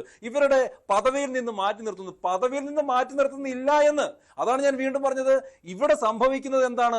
MP എന്നുള്ള പദവിയിൽ ഇവർക്ക് അയോഗ്യത കൽപ്പിക്കുന്നില്ല, MLA അയോഗ്യത കൽപ്പിക്കുന്നില്ല. ഒരാൾ 30 ദിവസത്തിനകം റിമാൻഡിൽ കിടന്നിട്ടുണ്ടെങ്കിൽ, കസ്റ്റഡിയിലായിട്ടുണ്ടെങ്കിൽ, തടവിലായിട്ടുണ്ടെങ്കിൽ അതിനുശേഷം ജാമ്യം കിട്ടിയാൽ ഇവർക്ക് വീണ്ടും ആ മന്ത്രി പദവിയിൽ വരാമെന്ന്. അപ്പോ ഇതിനകത്ത് ഉദ്ദേശിക്കുന്ന ജയിലിൽ കിടന്നിട്ടുള്ള അരവിന്ദ് കേജ്രിവാൾ ജയിലിൽ കിടന്ന് കാണിച്ചതുപോലെയുള്ള, അല്ലെങ്കിൽ സെന്തിൽ ബാലാജി ജയിലിൽ കിടന്ന് കാണിച്ചതുപോലെയുള്ള, അതും അല്ലെങ്കിൽ പണ്ട് ലാലു പ്രസാദ് യാദവ് ജയിലിൽ കിടന്ന് ഭരിക്കാൻ ശ്രമിച്ചതുപോലുള്ള ഒരു കാര്യം കൂടി ഞാൻ പറയാം. ലാലു പ്രസാദ് യാദവ് ജയിലിൽ കിടന്ന് ഭരിക്കാൻ വേണ്ടി ശ്രമിച്ചപ്പോൾ അതിനെ എതിർത്ത ആളുകൾ ഈ കോൺഗ്രസ്സുകാരാണെന്ന്. അപ്പോ ഇവർക്ക് ആ കാലഘട്ടത്തിലൊക്കെ ഇവർക്ക് അതിനോട് എതിർപ്പാണെന്ന്. അപ്പൊ എന്നിട്ട് ഇപ്പൊ വന്നിട്ട് പറയുന്നത് ഞങ്ങളുടെ തലേ മൊത്തം മറ്റേ കോഴിയുടെ പപ്പ എന്ന് പറയുന്നു. അവിടെയാണ് പ്രശ്നം എന്ന് പറയുന്നത്. ഇതിന് ഈ രാജ്യത്തെ അഴിമതി വിമുക്തമാക്കാൻ വേണ്ടിയിട്ടുള്ള ഒരു ഭേദഗതിയാണ്. അതിന് ഞാൻ പറയുന്നത് നിങ്ങൾ പിന്തുണ തരണം എന്നുള്ളതാണ്. ഈ രാജ്യത്തെ ജനങ്ങൾ മുഴുവൻ അത് ആഗ്രഹിക്കുന്നുണ്ടെന്നേ. മുഴുവൻ ജനങ്ങളും മുഴുവൻ ചെറുപ്പക്കാരും ഇത്തരത്തിലുള്ള ഒരു ഭേദഗതി ആഗ്രഹിക്കുമ്പോൾ അഴിമതിക്കാരായിട്ടുള്ള നിരവധി തവണ നമ്മുടെ രാജ്യത്തിലെ വിവിധ കോടതികൾ നിരവധി തവണ ഇതിനെക്കുറിച്ച് പരാമർശിച്ചിട്ടുണ്ട്. അപ്പോൾ അഴിമതിക്കാരായിട്ടുള്ള കളങ്കിതരായിട്ടുള്ള ഉള്ള ആളുകള് മന്ത്രി പദത്തിൽ ഇരിക്കാൻ വേണ്ടി പാടില്ല. ഇതിനകത്ത് ഏറ്റവും വലിയ പ്രശ്നം ഒന്നുകൂടിയുണ്ട്. ഒരു വ്യക്തി അയാള് ഒരു മന്ത്രി പദത്തിൽ ഇരുന്ന് ഒരു കേസിനെ നേരിടുന്നതും ജയിലിൽ കിടക്കുന്നതും മന്ത്രി പദവി ഇല്ലാതെ ജയിലിൽ കിടക്കുന്നതുമുള്ള വലിയൊരു വ്യത്യാസം ഉണ്ടല്ലോ. ഇവിടെ വസന്തും കോൺഗ്രസ്സുകാരും പറയുന്ന മുഴുവൻ ഹൈപ്പോത്തസിസ് ആണ്. ഇങ്ങനെയൊക്കെ സംഭവിച്ചാൽ അങ്ങനെയൊക്കെ സംഭവിച്ചു. ശരിയാണ് വസന്ത്, അങ്ങനെയാണല്ലോ. ഇങ്ങനെ സംഭവിക്കുമെന്ന് നിങ്ങൾ കണക്ക് കൂട്ടുകയാണല്ലോ നേരത്തെ തന്നെ. അങ്ങനെ വരികയാണെങ്കിൽ അഴിമതിക്കെതിരെ ഒരു നിയമവും ഉണ്ടാകാൻ പോകുന്നില്ല. അഴിമതിക്കെതിരെയുള്ള പോരാട്ടം വെറുതെ ആവും. സെന്തിൽ ബാലാജിയൊക്കെ ജയിലിൽ കിടന്നാണ് മന്ത്രി പദവിയിൽ തുടർന്നത്. കേജ്രിവാൾ അങ്ങനെയായിരുന്നു. ഇങ്ങനെ വരികയാണെങ്കിൽ ഒന്നും ചെയ്യാൻ പറ്റില്ല. അതിനെ ഒഴിവാക്കണമെന്ന്. ശരി വസന്ത്, അങ്ങനെയാണെങ്കിൽ എന്ത് ചെയ്യണം? പകരം പറയും എന്ത് ചെയ്യണമെന്ന്. ഇങ്ങനെ തന്നെ പോകട്ടെ എന്നാണ്. അല്ല, അവിടെയാണ് പ്രശ്നം. അതുകൊണ്ടാണ് വസന്ത് ശ്രീ ശ്യാംരാജ് ഈ ചർച്ചയുടെ ആദ്യം ഉണ്ടാവാത്തതുകൊണ്ടായിരിക്കാം അതിനുള്ള ഭേദഗതി അല്ല മഞ്ജുഷ കൊണ്ടുവന്നിട്ടുള്ളത്. അതെ അതിന് പകരം എന്ത് കൊണ്ടുവരണമെന്നാണ് ഇപ്പോൾ കോൺഗ്രസ് പറയുന്നത്. ഇത് പറ്റില്ല എന്നാണ്. അങ്ങനെയാണെങ്കിൽ വസന്തിനോട് ഞാൻ ചോദിച്ചു, അങ്ങനെയാണെങ്കിൽ അഴിമതി തടയുന്നതിന് വേണ്ടി എന്ത് ചെയ്യണം? മന്ത്രിമാരുടെയും മുഖ്യമന്ത്രിമാരുടെയും പ്രധാനമന്ത്രിയുടെയും ഒക്കെ. അല്ല, ഇത് ഹൈപ്പോത്തസിസ് അല്ല എന്നതിന്റെ കണക്കാണ് ഈ ചർച്ചയുടെ തുടക്കത്തിൽ തന്നെ ഞാൻ വിശദീകരിച്ചു തുടങ്ങി. വസന്തിനോടുള്ള നേരിട്ടുള്ള ഒരു ചോദ്യം, 2013 വസന്ത ഒരു ചോദ്യം. 2013 നിങ്ങളുടെ സർക്കാർ കൊണ്ടുവന്ന, മൻമോഹൻ സിംഗ് സർക്കാർ കൊണ്ടുവന്ന ഓർഡിനൻസ് ശ്രീ രാഹുൽ ഗാന്ധി കീറി എറിഞ്ഞ് എന്തിനു വേണ്ടിയിട്ടായിരുന്നു? അദ്ദേഹം ഈ നാട്ടിലുള്ള അഴിമതി കുറയ്ക്കണമെന്ന ആഗ്രഹം അദ്ദേഹത്തിന് ഉണ്ടായിരുന്നത് കൊണ്ടായിരുന്നു? അതേ ഷോ ഓഫ് ആയിരുന്നു? ശ്യാംരാജിന് ഞാൻ പറയുന്ന ഓഡിയോ കിട്ടുന്നില്ലെന്ന് തോന്നുന്നു. നേരത്തെ തന്നെ അതിന്റെ ഉത്തരം ഞാൻ പറഞ്ഞു കഴിഞ്ഞു. നോക്കൂ, സൂറത്ത് കോടതിയുടെ ജഡ്ജിയുടെ പേരെന്താ രാഹുൽ ഗാന്ധിയുടെ കേസിൽ വിധി പ്രഖ്യാപിച്ചത്? എങ്ങനെയാണ് സൂറത്ത് കോടതി ജഡ്ജിക്ക് എല്ലാ മാനദണ്ഡങ്ങളെ അട്ടിമറിച്ച് ഈ വിധി വന്നതിന്റെ 2ാമത്തെ മാസം ജില്ലാ കോടതി ജഡ്ജിയായി പ്രൊമോഷൻ കിട്ടിയത്? ആയുധമായി ബന്ധപ്പെട്ട് എങ്ങനെയാണ് നിങ്ങളുടെ BJP പ്രവർത്തകർ തന്നെ അവിടെ വിവാദം ഉണ്ടാക്കിയത്? ഞാൻ വാർത്താ ലിങ്ക് അയച്ചു തരാം, വായിച്ചു നോക്കൂ.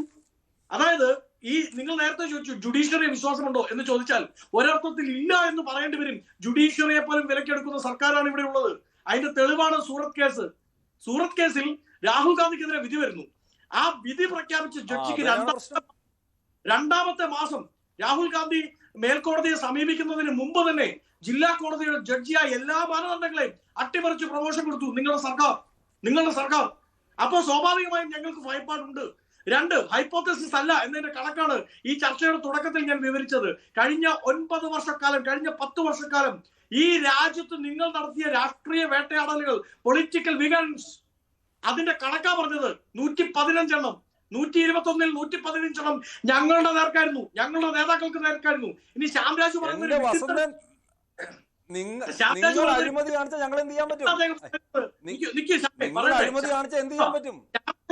ശ്യാമിനുള്ള ഉത്തരം കേക്ക്. അതായത് ശ്യാംരാജ് പറയുന്ന ഒരു വിഡ്ഢിത്തരമുണ്ട് മറ്റുള്ളവരെ തെറ്റിദ്ധരിപ്പിക്കാൻ. എന്താണ് ഈ നിയമം വന്നു കഴിഞ്ഞാൽ കേസിൽ പ്രതിചേർക്കപ്പെട്ട ആ സ്ഥാനം പോകുന്നില്ല? അങ്ങനെയല്ല ശ്യാംരാജ്. തീർച്ചയായും ആ സ്ഥാനം പോകുന്നുണ്ടെന്ന് മാത്രമല്ല, റെക്കോർഡിക്കലി അഴിമതി കേസിൽ പ്രതിചേർക്കപ്പെട്ടതിന്റെ പേരിൽ മുഖ്യമന്ത്രി സ്ഥാനം ടെർമിനേറ്റ് ചെയ്യപ്പെട്ടു, മന്ത്രിസ്ഥാനം ടെർമിനേറ്റ് ചെയ്യപ്പെട്ടു എന്നാണ് റെക്കോർഡ്സ് വരിക. പിന്നീട് അദ്ദേഹത്തിന് വന്ന് പാർട്ടി അനുവദിച്ചാൽ അല്ലെങ്കിൽ തന്റെ നിസ്സഹായാവസ്ഥ പ്രൂവ് ചെയ്ത് തിരിച്ചു വന്നാൽ അദ്ദേഹത്തിന് വീണ്ടും 2ാമത് മുഖ്യമന്ത്രിയോ മന്ത്രിയാവാം. ആ മറ്റേ കേം നീണ്ടു പോകുകയല്ല ഈ നിയമം. അങ്ങ് വായിച്ചു നോക്കൂ. മഞ്ജുഷിനെ ആ നിയമത്തിന്റെ ഡ്രാഫ്റ്റ് അയച്ചു തന്നിട്ടുണ്ട്, വായിച്ചു നോക്കൂ. അങ്ങനെയാണത്. അപ്പൊ സ്വാഭാവികമായി എന്താണ് അല്ലല്ല തടസ്സമില്ല എന്നാണ് അതിന്റെ പാർട്ടിക്കാരുടെ കാര്യമൊന്നും ഈ നിയമത്തിൽ പറയേണ്ട കാര്യമില്ലല്ലോ. അത് ഇന്റേണൽ വിഷയമാണ്. ജാമ്യം കിട്ടി പുറത്തു വന്നു കഴിഞ്ഞാൽ തിരികെ വരുന്നത് തടസ്സമില്ല എന്നാണ് ഈ രാജ്യത്തെ നിയമത്തെ പറ്റി. അതാണ് ഞാൻ പറഞ്ഞത്. അതൊക്കെ നിങ്ങളുടെ ഗ്രൂപ്പും സംവിധാനങ്ങളൊക്കെ നോക്കിയിട്ടായിരിക്കും വസന്തേ. അത് ശരിയാണ്. മന്ത്രിസ്ഥാനം പോയി കഴിഞ്ഞാൽ പാർട്ടിയിലെ പ്രശ്നം കാരണം പിന്നെ തിരികെ വരാൻ ബുദ്ധിമുട്ടായിരിക്കും. അത് പക്ഷേ ഈ നിയമത്തിൽ ബാധകമല്ല. അങ്ങനെ കാണരുതേ. ഈ രാജ്യത്തെ ഭേദഗതി അങ്ങനെ നിങ്ങൾ ആ ലെവലിൽ കാണരുത്. നിങ്ങൾ ഈ രാജ്യത്തെ, ഞാനൊരു കാര്യം ചോദിക്കട്ടെ തിരിച്ച്, ഈ രാജ്യത്തെ നിയമത്തിന്റെ ലാഗിങ്ങിനെ പറ്റി പറഞ്ഞത്, വെയിറ്റിംഗ് ടൈമിനെ പറ്റി പറഞ്ഞത് സുപ്രീം കോടതി ജഡ്ജി തന്നെയാണ്. അപ്പൊ നോക്കൂ, ഒരു അഴിമതി കേസിൽ പ്രതിചേർക്കപ്പെട്ടാൽ അതിൽ നിന്ന് കുറ്റവിമുക്തനാകണമെങ്കിൽ, സമ്പൂർണ്ണ കുറ്റവിമുക്തി നേടിയെടുക്കണമെങ്കിൽ ആ സർക്കാർ പോയി ആ സർക്കാരിന്റെ അപ്പുറത്തെ സർക്കാർ വരണം. അത്രയും ടൈം എടുക്കും ഈ രാജ്യത്ത്. അത് ഈ രാജ്യത്തിന്റെ പ്രശ്നമാണ്. അപ്പോൾ തിരിച്ചു വരുമ്പോൾ അതിനൊരു മാറ്റം വരണ്ടേ? അയാൾ നേരിട്ട അപമാനത്തിന്, നിങ്ങൾ നടത്തിയ വേട്ടയാടലിന് ആര് മറുപടി പറയും? ആരയാൾക്ക് മറുപടി കൊടുക്കും? എന്തുകൊണ്ടത് കോപ്പപ്പ് ചെയ്യാൻ പറ്റും? ഒരു മനുഷ്യൻ മുഖ്യമന്ത്രി പോസ്റ്റ് ഇവിടുത്തെ പ്രശ്നം അറിയോ? രാജിവെക്കേണ്ടി വരുന്നു. നിങ്ങൾ അതിനകത്ത് പ്രശ്നമല്ലോ, നിങ്ങൾ സംസാരിക്കുന്ന പ്രതികൾക്ക് വേണ്ടിയിട്ടാണ്. ഇവിടുത്തെ പ്രശ്നം എന്നറിയോ, നിങ്ങൾ സംസാരിക്കുന്നത് കുറ്റവാളികൾക്ക് വേണ്ടിയിട്ടാണ്. അയാൾ തിരിച്ചു വന്നിട്ട് എന്ത് പറയും? അയാൾ തിരിച്ചു വന്ന അതാണ് പ്രശ്നം. നിങ്ങളുടെ മറുവശത്ത് ചിന്തിക്കൂ. ഈ രാജ്യത്തെ അഴിമതി മാറ്റേണ്ട നമുക്ക്. ഈ രാജ്യത്തെ അഴിമതി മുക്തമാക്കാൻ വേണ്ടി എന്താണ് നമുക്ക് ചെയ്യാൻ പറ്റുക? ഇതിനകത്ത് വസന്തേ, നിങ്ങളും വസന്തും കോൺഗ്രസ്സുകാരും ഒക്കെ നടത്തുന്ന ഈ തിയറി ഓഫ് ബെർമുഡ ആൻഡ് വള്ളിനിക്കറുണ്ടല്ലോ, അവിടെയാണ് പ്രശ്നം. നിങ്ങൾ പറയും ജുഡീഷ്യറിയെ ഞങ്ങൾ കയ്യിലെടുത്തുന്ന്, നിങ്ങൾ പറയും ജഡ്ജിമാരെ ഞങ്ങൾ കയ്യിലെടുത്തുന്ന്. അതേ നിങ്ങൾ തന്നെ സുദർശൻ റെഡ്ഡിയെ കൊണ്ടുവന്നിട്ട് നിങ്ങളുടെ വൈസ് പ്രസിഡന്റ് സ്ഥാനാർത്ഥിയാക്കുമെന്ന്. മനസ്സിലായില്ലേ? അവിടെയാണ് പ്രശ്നം. നിങ്ങൾ പറയുന്ന ഒന്ന് പ്രവർത്തിക്കുന്ന ഒന്ന്. മനസ്സിലായില്ലേ? നിങ്ങൾ പറയുന്നത് ഞങ്ങൾ ജുഡീഷ്യറിയെ കയ്യിലെടുക്കുന്നു, നിങ്ങൾ പറയുന്നത് ഞങ്ങൾ ജഡ്ജിമാരെ കയ്യിലെടുക്കുന്നത്. പക്ഷേ അതേ സുദർശൻ റെഡ്ഡിയെ തന്നെ നിങ്ങൾ കൊണ്ട് നിങ്ങളുടെ വൈസ് പ്രസിഡന്റ് കാൻഡിഡേറ്റ് ആക്കുന്നത്. ഭോപ്പാൽ ഗ്യാസ് ദുരന്തത്തിൽ കോൺഗ്രസിന്റെ നേതാക്കന്മാരെ സംരക്ഷിച്ചതിന്റെ പ്രതിഫലമാണ് ഈ സുദർശൻ റെഡ്ഡിയെ നിങ്ങൾ സ്ഥാനാർത്ഥിയാക്കിയത്. ഭോപ്പാൽ ഗ്യാസ് ദുരന്തത്തിൽ കോൺഗ്രസിന്റെ നേതാക്കന്മാരെ സംരക്ഷിച്ചതിന് പ്രതിഫലമായിട്ടാണോ ഈ ബി സുദർശൻ റെഡ്ഡിയെ നിങ്ങൾ ഉപരാഷ്ട്രപതി സ്ഥാനാർത്ഥിയാക്കിയിട്ടുള്ളത്? അത് നിങ്ങൾ പറയണ്ടേ? ഇത് നിങ്ങൾ ചെയ്ത, അതാണ് ഞാൻ പറഞ്ഞത്, ഞങ്ങൾ ചെയ്ത എന്തോ ഭയങ്കര വള്ളിക്കളസമാണ്, നിങ്ങൾ ചെയ്ത ബെർമുഡ, ആ തിയറി നിങ്ങൾ കൊണ്ടുവരല്ലേ എന്റെ വസന്തേ. ഇത് നിങ്ങൾക്ക് തോന്നുന്ന സമയത്ത് നിങ്ങൾക്ക് എല്ലാ കാര്യങ്ങളും ചെയ്യാൻ, ഞങ്ങൾ ചെയ്യുമ്പോൾ പ്രശ്നമാണെന്ന് പറയുന്നു. ശരി, ശ്രീ എം എസ് വേണുഗോപാൽ, ഇതിനകത്ത് മറ്റൊരു പ്രശ്നം വസന്ത് ചൂണ്ടിക്കാണിച്ചത്, ഇപ്പോൾ കുറ്റക്കാരനായാൽ മാത്രം മന്ത്രിസ്ഥാനമോ മുഖ്യമന്ത്രി പദവിയോ നഷ്ടമാകുന്ന സ്ഥിതിയിൽ നിന്ന് ഒരു 30 ദിവസം ജയിലിലോ കസ്റ്റഡിയിലോ ആയാൽ പോലും മന്ത്രി പദവി നഷ്ടമാകുന്ന സ്ഥിതിയിലേക്ക് പോകുന്നു. അപ്പോൾ അതിനുശേഷം ജാമ്യം കിട്ടി വരുന്നു, പിന്നെ കുറ്റവിമുക്തനാകുന്നു. അപ്പോൾ അദ്ദേഹത്തിന് നഷ്ടപ്പെട്ട ആ ദിവസങ്ങൾ അതിനാര് സമാധാനം പറയുമെന്നാണ്, അയാളെ വേട്ടയാടിയതിനാര് സമാധാനം പറയുമെന്നാണ് കോൺഗ്രസിന്റെ വാദം. അല്ല, ഇതിനകത്ത് എല്ലാവരും മറന്നു പോകുന്ന ഒരു കാര്യം എന്ന് പറയുന്നത്, ഇത് ആരെയാണ് മുഖ്യമന്ത്രി, ആ സംസ്ഥാനത്തെ മുഖ്യമന്ത്രി, ആ സംസ്ഥാനത്തെ മന്ത്രി, ഏറ്റവും പവർഫുൾ ആയിരിക്കുന്ന പൊസിഷനിൽ ഇരിക്കുന്ന ആളിനെയാണ് ഇവിടെ ഒരു മാസത്തേക്ക് ജയിലിലിടാനായിട്ടുള്ള സാഹചര്യം ഉണ്ടാകുന്നതെങ്കിൽ ആ മിഷനറിയെ മുഴുവൻ അദ്ദേഹം ഉപയോഗിച്ചിട്ടും അദ്ദേഹത്തിന് ജയിലിൽ കിടക്കേണ്ട സാഹചര്യം വരുന്നു എന്നുള്ളതാണ്. അപ്പോൾ അങ്ങനെയുള്ളൊരു സാഹചര്യത്തിൽ 5 വർഷം തടവിന് ശിക്ഷിക്കപ്പെടേണ്ട ഒരാളായിരിക്കെ അദ്ദേഹത്തിന് ഒരു മാസം മാറി നിൽക്കാൻ പറ്റുന്നില്ലെങ്കിൽ അദ്ദേഹത്തിന് അടുത്ത കോടതിയിൽ പോയത് കൊണ്ടുവരാമല്ലോ. അതിന് കഴിയുന്നില്ലെങ്കിൽ പിന്നെ അദ്ദേഹം എന്തോ അപാകതയുള്ള ആളെന്നാണ്. നമ്മളിപ്പോൾ ഇവിടുത്തെ നാൾ വഴി തന്നെ നോക്കിക്കഴിഞ്ഞാൽ നമ്മുടെ ഈ ആർ ബാലകൃഷ്ണനുടെ കേസ് നിങ്ങളൊന്ന് എടുത്ത് നോക്കൂ. അത് VS അച്യുതാനന്ദൻ എന്ന ഒരു പ്രതിപക്ഷ നേതാവ് എടുത്ത നീക്കം കൊണ്ടാണ് അത് ഇത്രയും വന്നത്. ഇടമലയാർ കേസ് ഇത്രയും ശക്തമായി വന്നത് ആ VS അച്യുതാനന്ദൻ എന്നുള്ള പ്രതിപക്ഷ നേതാവ് ഉള്ളതുകൊണ്ടാണ്. അല്ലാതെ ഇവിടുത്തെ ഭരണകക്ഷിയും അല്ലെങ്കിൽ കേന്ദ്ര ഗവൺമെന്റിന്റെ ED ഒന്നും അല്ല അദ്ദേഹത്തിനെതിരെ കേസെടുത്തത്. ഇവിടെ അദ്ദേഹം രക്ഷപ്പെട്ടതാണ്. സുപ്രീം കോടതി അദ്ദേഹത്തിനൊരു ഹൈക്കോടതിയുടെ വിധിയെ റിസർവ് ചെയ്തതാണ്. അപ്പോൾ പേഴ്സണലായിട്ട് അദ്ദേഹം പോയി എന്നുള്ളതാണ്. VS അച്യുതാനന്ദൻ തൻ്റെ പേഴ്സണൽ ആയിട്ട് അതിനു വേണ്ടി പുറകെ, അതാണ് പ്രതിപക്ഷ നേതാവ് എങ്ങനെ ഇരിക്കണം എന്നുള്ളതിൻ്റെ ഒരു ഉത്തരവാദിത്വത്തിൻ്റെ ലക്ഷണം കാണിക്കുന്നതാണത്. അങ്ങനെയുള്ള പ്രതിപക്ഷ നേതാക്കളുള്ള സ്ഥലത്ത് ഇവിടുത്തെ ജുഡീഷ്യറി ഒന്നും ആ പറയുന്ന പോലെ അത്ര വലിയ കുഴപ്പത്തിലൊന്നും ആയിട്ടില്ല. ആണെങ്കിൽ പിന്നെ നിങ്ങൾക്കാർക്കും ഈ സുപ്രീം കോടതിയിൽ പോയി ഈ വക വിധികളും മറ്റൊന്നും വാങ്ങിക്കാൻ പറ്റില്ലല്ലോ. തീർച്ചയായിട്ടും ഹൈക്കോടതികളും സുപ്രീം കോടതികളും ഒന്നും ഈ ഇന്ത്യൻ ജുഡീഷ്യറി അത്ര വലിയ ഒരു നാശത്തിലേക്ക് വന്നിട്ടില്ല എന്നുള്ളത് ഉറപ്പാണ്. പിന്നെ തീർച്ചയായിട്ടും EDയെയും CBIയൊക്കെ ആരെങ്കിലുമൊക്കെ വളച്ചൊടിക്കുന്നുണ്ടെങ്കിൽ ഇത് ഇന്ത്യക്ക് സ്വാതന്ത്ര്യം കിട്ടി ഏതാണ്ട് നെഹ്റുവിൻ്റെ കാലം കഴിഞ്ഞപ്പോൾ മുതൽ തുടങ്ങിയ അഭ്യാസമാണ് എന്നുള്ളത് മനസ്സിലാക്കും. ഇത് കൂടുതൽ വസന്തന് അറിയണമെങ്കിൽ ആ ഷാ കമ്മീഷൻ റിപ്പോർട്ട് ഒന്ന് വായിച്ചു നോക്കണം. അതിൽ നല്ല വ്യക്തമായിട്ട് പറഞ്ഞിട്ടുണ്ട് CBIയെ, ഇൻ്റലിജൻസ് ഏജൻസികളെ, EDയെ ഒക്കെ എങ്ങനെയാണ് ആ കാലഘട്ടത്തിലും പിന്നീടുമൊക്കെ ദുരുപയോഗം ചെയ്തിട്ടുള്ളതെന്നും എല്ലാം വ്യക്തമായി അതിനകത്ത് പറഞ്ഞിട്ടുണ്ട്. ആ സാധനമൊന്ന് രാഹുൽ ഗാന്ധി മുതൽ ഇന്ന് പിന്നെ കോൺഗ്രസിൻ്റെ പ്രാഥമിക അംഗത്വം എടുക്കുന്ന ആൾ വരെ വായിച്ചിരിക്കേണ്ട ഒരു സാധനമാണ്. അപ്പോൾ നമുക്ക് ഇവിടുത്തെ ജുഡീഷ്യറി ഒന്നും ഇത്ര അധികം ഭയക്കേണ്ട കാര്യം വരില്ല. ജുഡീഷ്യറിയിൽ പക്ഷേ പ്രസൻറ്റ് ചെയ്യുന്നത് ഒരു വളരെ പ്രധാനപ്പെട്ട, നമുക്ക് എന്തെങ്കിലും കൊണ്ടൊന്നും ജുഡീഷ്യറി പ്രസൻറ്റ് ചെയ്യാൻ ഒക്കില്ല. ജുഡീഷ്യറിയിൽ നമ്മൾ സിസ്റ്റമാറ്റിക്കായിട്ട് VS അച്യുതാനന്ദൻ നീങ്ങിയതുപോലെ കാര്യമാത്ര പ്രസക്തമായി വേണ്ട എവിഡൻസോടുകൂടി പ്രതിപക്ഷത്തിരുന്ന് നമ്മൾ കൊണ്ടുവന്നാലും നിൽക്കും. അത് യാതൊരു സംശയവുമില്ല. ഇന്നത്തെ പ്രതിപക്ഷത്തിരിക്കുന്ന TMC ആവട്ടെ, ഇപ്പോൾ 25,000 ടീച്ചർമാരെ അപ്പോയിൻ്റ് കേസിൽ മമതാ ബാനർജി വെള്ളത്തിലായില്ലേ? ആ കേസിൽ എന്തായി? അത് ഹൈക്കോടതിയിൽ നിന്ന് അവർ സുപ്രീം കോടതിയിൽ പോയിട്ടും അവർക്ക് പൂർണ്ണമായിട്ടും അതിനകത്ത് നിന്ന് ഒഴിവാകാൻ കഴിഞ്ഞോ? ഈ അടുത്ത കാലത്ത് സിദ്ധാരാമയ്യയുടെ ഒരു കേസ് നിങ്ങൾ ആലോചിച്ച് നോക്കൂ.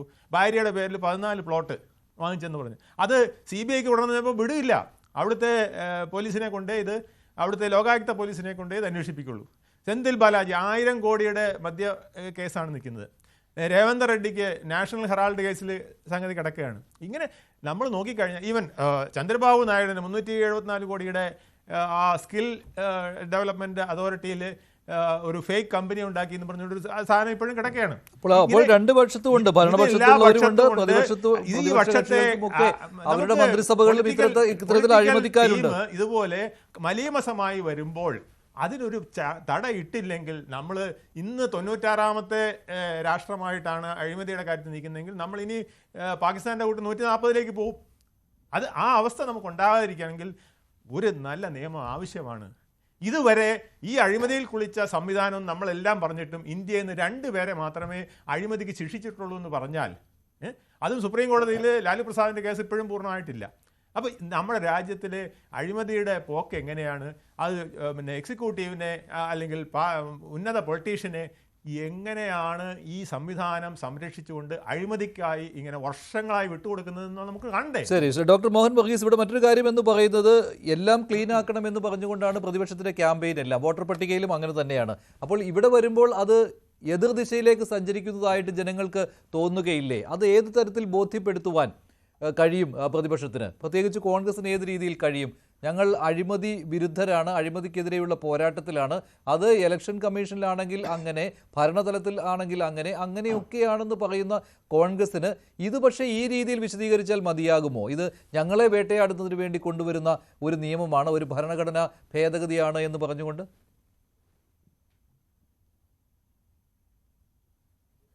ശ്രീ മഞ്ജുഷ്, കോൺഗ്രസ് പാർട്ടിയും പ്രതിപക്ഷവും ഇത് വിശദീകരിക്കാൻ, ജനങ്ങളുടെ മുമ്പാകെ വിശദീകരിക്കാൻ നന്നായി ബുദ്ധിമുട്ടും എന്ന് അറിഞ്ഞുകൊണ്ട് തന്നെയാണ് BJPയും അമിത്ഷായും എല്ലാം ഇങ്ങനൊരു നിർദ്ദേശം കൊണ്ടുവന്നത്. ഇതിന് പിന്നിൽ ഒരു ടൈമിങ്ങിൻ്റെ ഫാക്ടറുണ്ട്, അത് നമ്മൾ തുച്ഛീകരിച്ച് കാണരുത്. ഇവിടെ രാഹുൽ ഗാന്ധിയുടെ ഒരു വോട്ട് ചോരി ആരോപണം, അത് ആണ് ഇപ്പോൾ രാജ്യമാസകല ഒരു ട്രാക്ഷനിൽ നിൽക്കുന്ന ഒരു സമയമാണ്. അപ്പോൾ അതിൽ നിന്നും ചെറിയ രീതിയിലേക്ക് ഒരു രാഷ്ട്രീയത്തെ ശുദ്ധീകരിക്കുന്നതിന് വേണ്ടി ഞങ്ങളിതാ ഒരു എളിയ അറ്റംപ്റ്റ് നടത്തുന്നു. അത് പ്രഥമ ദൃഷ്ടിയ കോൺഗ്രസിനും എതിർക്കാവുന്ന ഒന്നല്ല. കാരണം അഴിമതിക്കെതിരെ ഒരു പോരാട്ടം എന്ന് പറയുമ്പോൾ പ്രതിപക്ഷം ഭരണപക്ഷത്തോടൊപ്പം സഹകരിക്കേണ്ടതാണ്. അതുകൊണ്ട് ആ രീതിയിൽ കോൺഗ്രസ് പാർട്ടി വെട്ടിലായി എന്ന് വേണമെങ്കിൽ പറയാം. പക്ഷേ ഇതിനകത്ത് കോൺഗ്രസ് പാർട്ടി ഉയർത്തുന്ന മറ്റൊരു ഡയമെൻഷനുണ്ട്. ഇന്ത്യയുടെ ഭരണഘടനാ സംവിധാനം അട്ടിമറിക്കപ്പെടുമ്പോൾ അതിനകത്ത് ഇന്ത്യയുടെ ഫെഡറൽ സംവിധാനവും ഭാഗികമായിട്ടെങ്കിലും അട്ടിമറിക്കപ്പെടുന്നു. ഇവിടെ നോക്കൂ, ആരാണ് എൻഫോഴ്സ്മെന്റ് ഏജൻസി?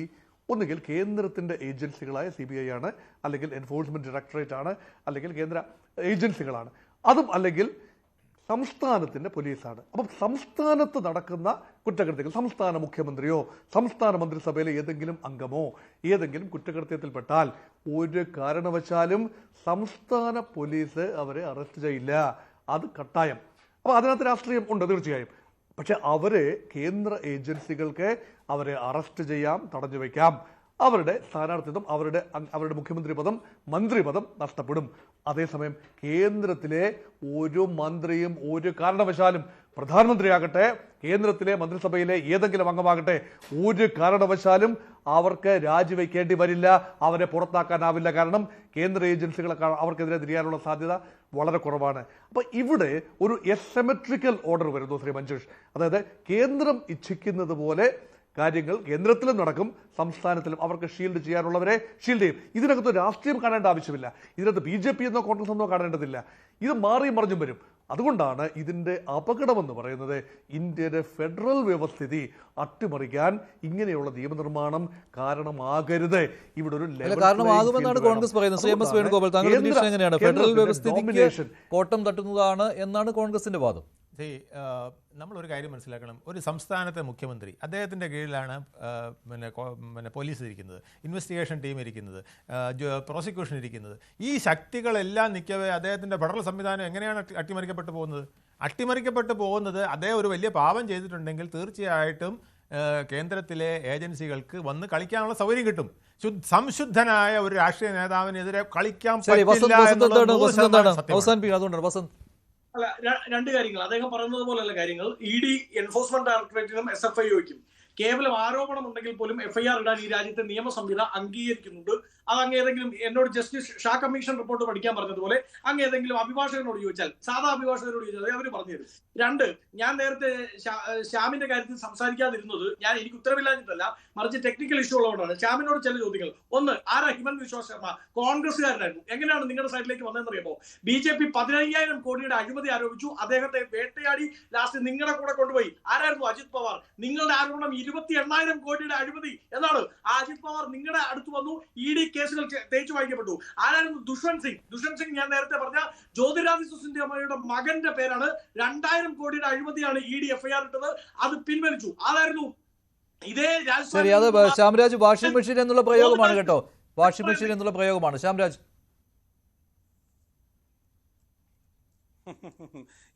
എന്റെ മഞ്ജുഷ, ഈ രാജ്യത്ത് അനവധി ആൾക്കാർക്കെതിരെ കേസുണ്ടാവും. കേസ് അതിന്റെ വഴിക്ക് നടക്കുകയും ചെയ്യും. ഞങ്ങൾ ഒരാളെയും കുറ്റവിമുക്തനൊന്നും ആക്കിയിട്ടില്ല. കേസിന്റെ വഴിക്ക് നടക്കട്ടെ എന്ന് തന്നെയാണ് ഞങ്ങൾക്ക് അഭിപ്രായം. പക്ഷെ അതൊന്നും വെച്ചിട്ട് ഈ നിയമ ഭേദഗതി ഒന്നും ഇല്ലാതാക്കാനൊന്നും പറ്റില്ല. ഞാൻ ഒരു കാര്യം ഞാൻ ചോദിച്ചോട്ടെ, കോൺഗ്രസ് പാർട്ടിയുടെ 55 കൊല്ലത്തെ ഭരണത്തിൽ അവർ 77ഓളം ഭേദഗതികൾ കൊണ്ടുവന്നു. ഞങ്ങളുടെ 16 കൊല്ലത്തെ ഭരണത്തിൽ ഞങ്ങൾ 22 ഭേദഗതികൾ കൊണ്ടുവന്നു. ഒരു കാര്യം ഞാൻ പറയട്ടെ, ശ്രീമതി ഇന്ദിരാഗാന്ധി ഒരു ഭേദഗതി കൊണ്ടുവന്നു 1975 39ാം ഭേദഗതി. എന്താണെന്നറിയോ? കോടതികളെ, പ്രധാനമന്ത്രി പദത്തെ കോടതികളുടെ നിരീക്ഷണത്തിൽ നിന്ന് ഒഴിവാക്കാൻ വേണ്ടിയിട്ട്. പക്ഷെ ഞങ്ങളോട് കൊണ്ടുവന്ന ഭേദഗതി എന്താണ്? ഈ നിയമത്തിന്റെ ഉള്ളിലോട്ട് പ്രധാനമന്ത്രിയെയും ആഭ്യന്തരമന്ത്രിയെയും മുഴുവൻ ക്യാബിനറ്റ് മന്ത്രിമാരെയും ഉൾപ്പെടുത്തിക്കൊണ്ടുള്ള ഭേദഗതിയാണ് ഞങ്ങൾ കൊണ്ടുവന്നിട്ടുള്ളത്. അതായത് കോൺഗ്രസ് പാർട്ടി പ്രധാനമന്ത്രിയെ രക്ഷപ്പെടുത്തുവാൻ വേണ്ടിയിട്ട് അവർക്ക് മേലെ കോടതിയുടെ നിരീക്ഷണം പോലും ഉണ്ടാവാത്ത രീതിയിലുള്ള ഒരു നിയമം, ഒരു ഭേദഗതി ഇന്ദിരാഗാന്ധിക്ക് വേണ്ടി കൊണ്ടുവന്നപ്പോൾ ഞങ്ങൾ പ്രധാനമന്ത്രിമാരെ വരെ നിയമത്തിന് ഉള്ളിൽ, നിയമത്തിന് ശരി, നന്ദി. ചർച്ചയിൽ പങ്കെടുത്ത എല്ലാവർക്കും നന്ദി. വരും ദിവസങ്ങളിലും ഈ ചർച്ചകൾ തുടരേണ്ടി വരുമെന്ന കാര്യത്തിൽ സംശയമില്ല. നന്ദി. ചർച്ചയിൽ പങ്കെടുത്ത എല്ലാവർക്കും. ഇന്നത്തെ ചോദ്യം ഇതായിരുന്നു: ജയിലിലായാൽ മന്ത്രിസ്ഥാനം പോകും, ബിൽ ആവശ്യമോ? ആവശ്യമാണെന്ന് 69% പ്രേക്ഷകർ, വേണ്ട എന്ന് 29%. വേണ്ടിവരെ അവസാനിക്കുന്നു. നന്ദി, നമസ്കാരം.